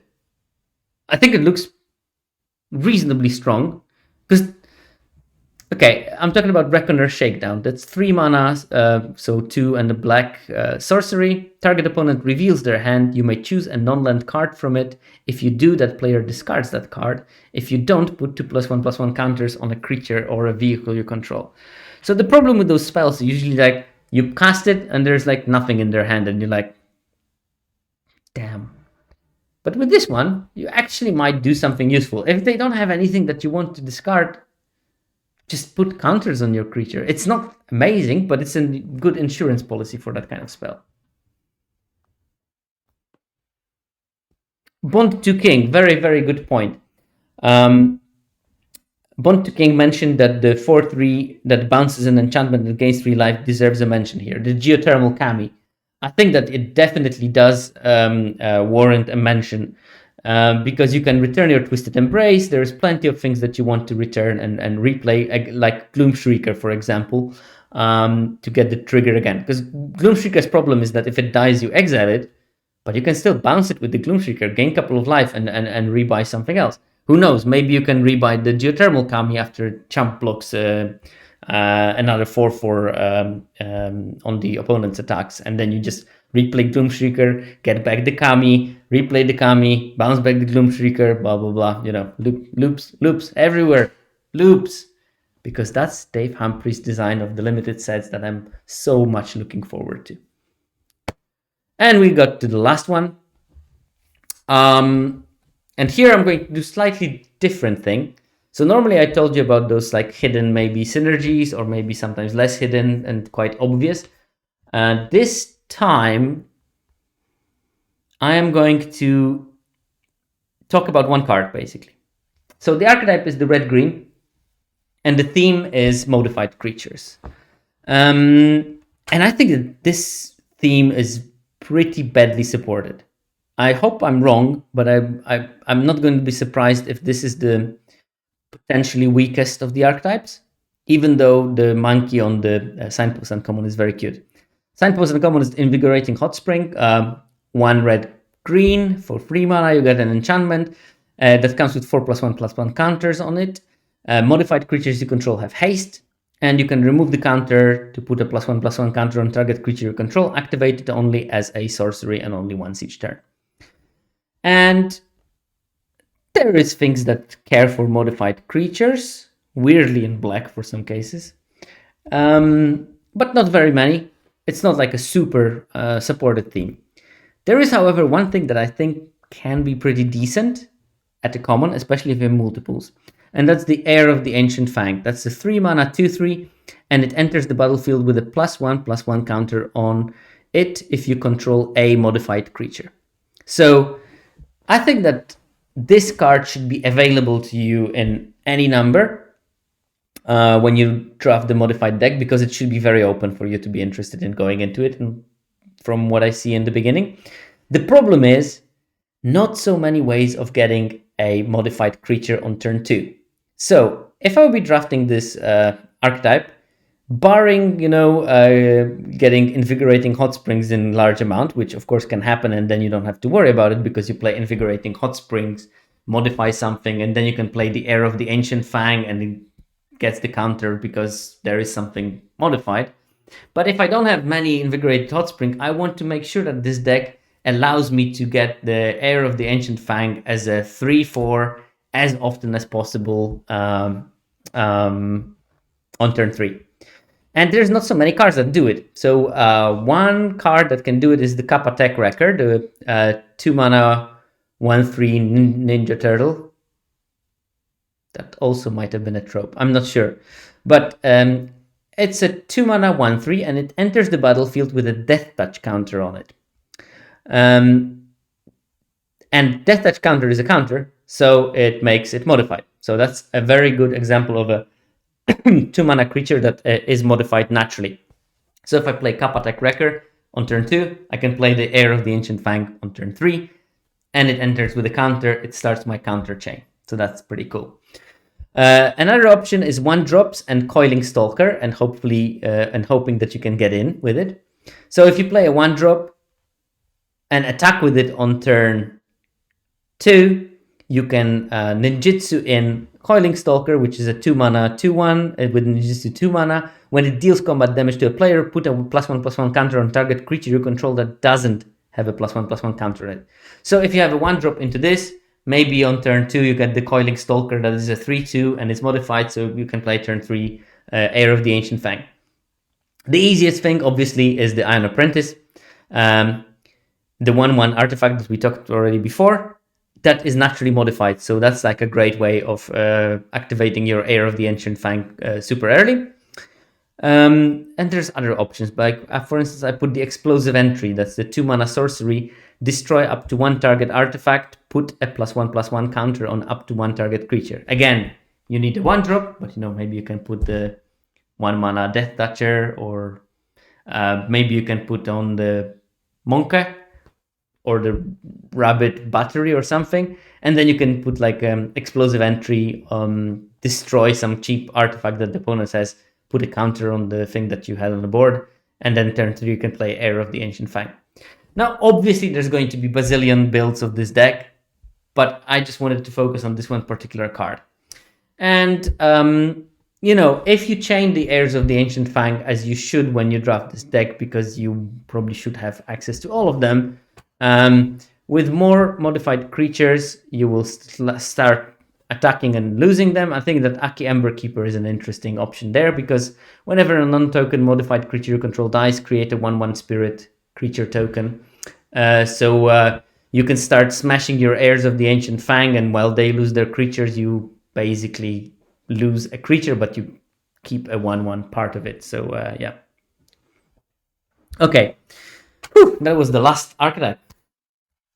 Yeah, as I said, I think that this one is slightly bad.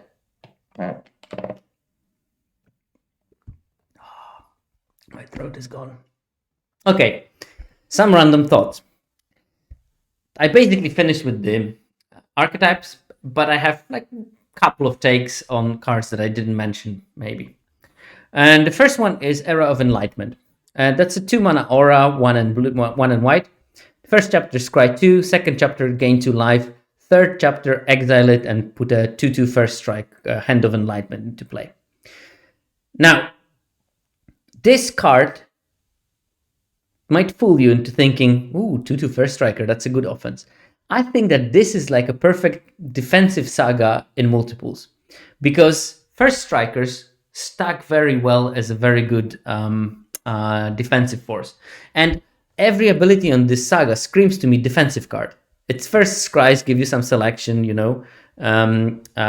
control-ish decks want to get that kind of a selection early. Then you gain life, nice cushion, and then you get 2/2 first striker. Like 2 or 3 2/2 first strikers become a wall that is really, really, really tough to break. So this encourages attacking and can build you up to the later game when you can take over with time bombs. Carva, you're in detention because you're late, but compliment takes you a bit out of the detention. So I'll think about it. Maybe you won't be in detention, but we'll see. Okay, so that's the first thing. Like Era of Enlightenment is potentially a very good tool for control decks or slower decks to sort of stonewall or first strike wall themselves, because it does all the things that will let it be a good defensive creature in the later game. And at some stage it can be also aggressive, like with a couple of other cards that are that inclined in this format. Random thought number 2. Invoke spells. 3 of them are probably unplayable for different reasons. The red one, there's just not enough sorcery and instants to do something interesting. The black one, I don't think it is just worth it on rate. The blue one is really good, but it's going to be probably really hard to draw almost a mono blue deck to play it. But green one, and which might surprise you, white one, I think are going to be playable in decks that are heavy green, but not as heavy as you might have heard. So, first of all, green one I think is quite easy to play because you have bunch of green mana dorks that only give green, and you have the saga that gives you 2 forests in your hand, which basically allows you to play it on turn 6 in most games. And I'm talking there playing it with something like 9 to 10 forests in the deck, and the card is good. So you get 8-10 of bodies over 2 bodies with like abilities, so that's pretty good for 5 mana. So I think Invoke the Ancients is a card that is going to be much easier to play than you might think if you pick the right things. The Boseiji Saga, I think. You can also... Raccoon Dog is doing a great job in getting you closer to cast Invoke the Ancients. So yeah, this one is maybe less controversial. White Saga, on the other hand. Ta-da! The Samurai, the 4/4 Vigilant Samurai that brings planes. If you have multiple copies of that, I think that Invoke Justice is quite easily playable. And what's important, channeling the Samurai is basically giving you a target for invoking Justice. So you can, you start your hand with 2 planes or something, you channel one Samurai, you channel the other Samurai, boom, you have the mana for Invoke Justice. You might not necessarily always play it on turn 5, but turn 6 or 7 is quite realistic, and on turn 6 or 7, getting a 4/4 Vigilance creature and putting 4+1/+1 counters on your stuff is still going to be quite powerful. So don't assume that you won't be able to play Invoke Justice. It probably will depend on how many Samurais you can get. And if you play something like heavily white-tinted version of white-green, you can still get all the kinds of green fixing that will let you, like a Tanuki, that also is a great target for invoking Justice and can bring back the plane to the battlefield. So I think that those 2 invoke spells are going to be easier to play than the mana cost suggests. Okay.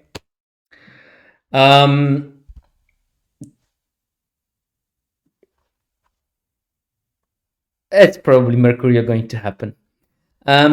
Okay, so I was thinking about this card. I think that, first of all, the card is good because of the number of the 1-drops. If you missed the beginning of the seminar, 27% of common creatures have toughness of 1. So Life of Toshiro Umezawa can quite realistically nab 2 creatures for 2 mana, which is a great rate. But then the problem is, you're stuck with the Memory of Toshiro, the 2/3 creature that has pay 1 life at black, spend this mana only to cast an instant or sorcery spell. And I was thinking, like, what would be the best way of leveraging the Memory of Toshiro to memorize him appropriately? And I think that Imperial Oath is the way, because this ramps you to that spell. It is a sorcery, so it fulfills the criteria. And the 3 white samurai should,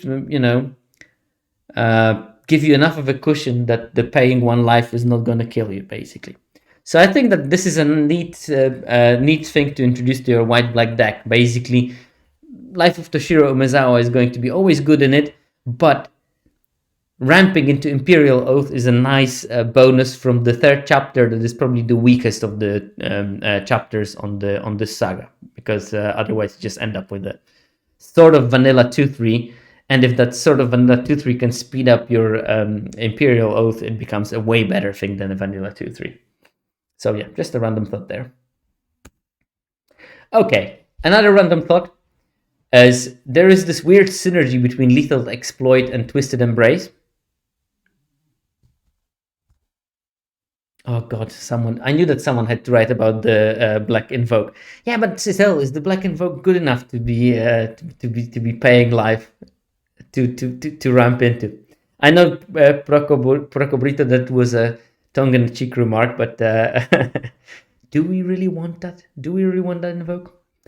But okay, go back to this one. Twisted Embrace, the 4 mana aura that kills a creature and gives the enchanted creature +1/+1, and Lethal Exploit have a weird synergy. because lethal exploit gives target creature -2/-2 until end of turn, and an additional -1/-1 until end of turn for each modified creature you controlled as you cast the spell. So sometimes, weirdly, I think it's going to be better to play Twisted Embrace first, sort of modify your creature because you play it as an aura, kill something, and then next turn you have this instant lethal exploit that does -3/-3. Then to use the cheaper removal first and then Twisted Embrace later. Because Twisted Embrace, apart from killing, makes your creature bigger, so you can actually attack favorably with it. So yeah, it's going to be interesting to see how those two antagonizing parts of those spells do. So on one hand, you maybe want to spend cheaper removal to kill something smaller. On the other hand, Twisted Embrace gives you a much bigger tempo swing, and Lethal Exploit becomes better, so actually you don't cry that much about losing the better removal.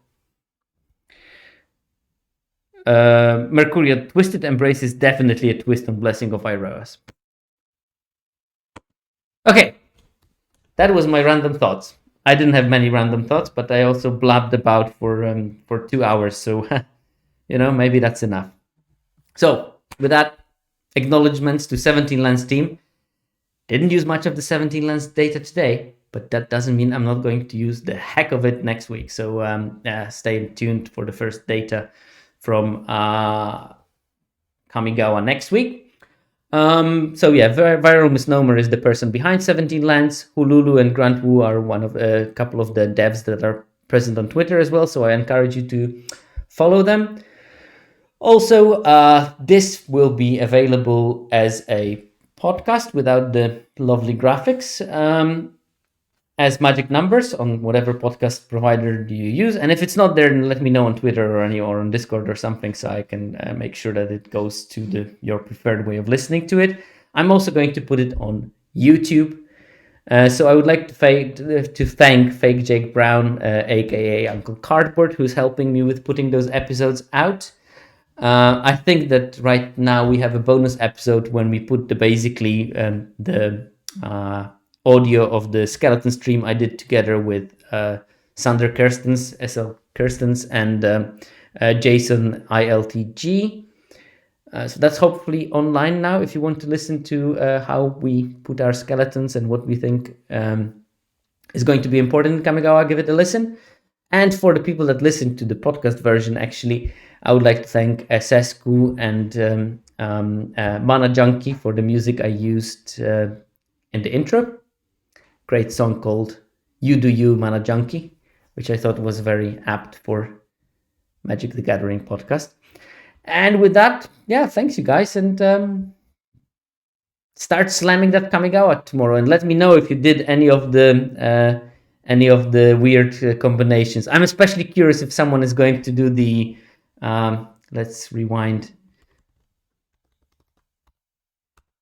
The Heiko Yamazaki and Ninja's Kunai combo. I really am curious. So just tag me if you have screenshots of that. I'm going to be super stoked if someone managed to use that interaction to win games.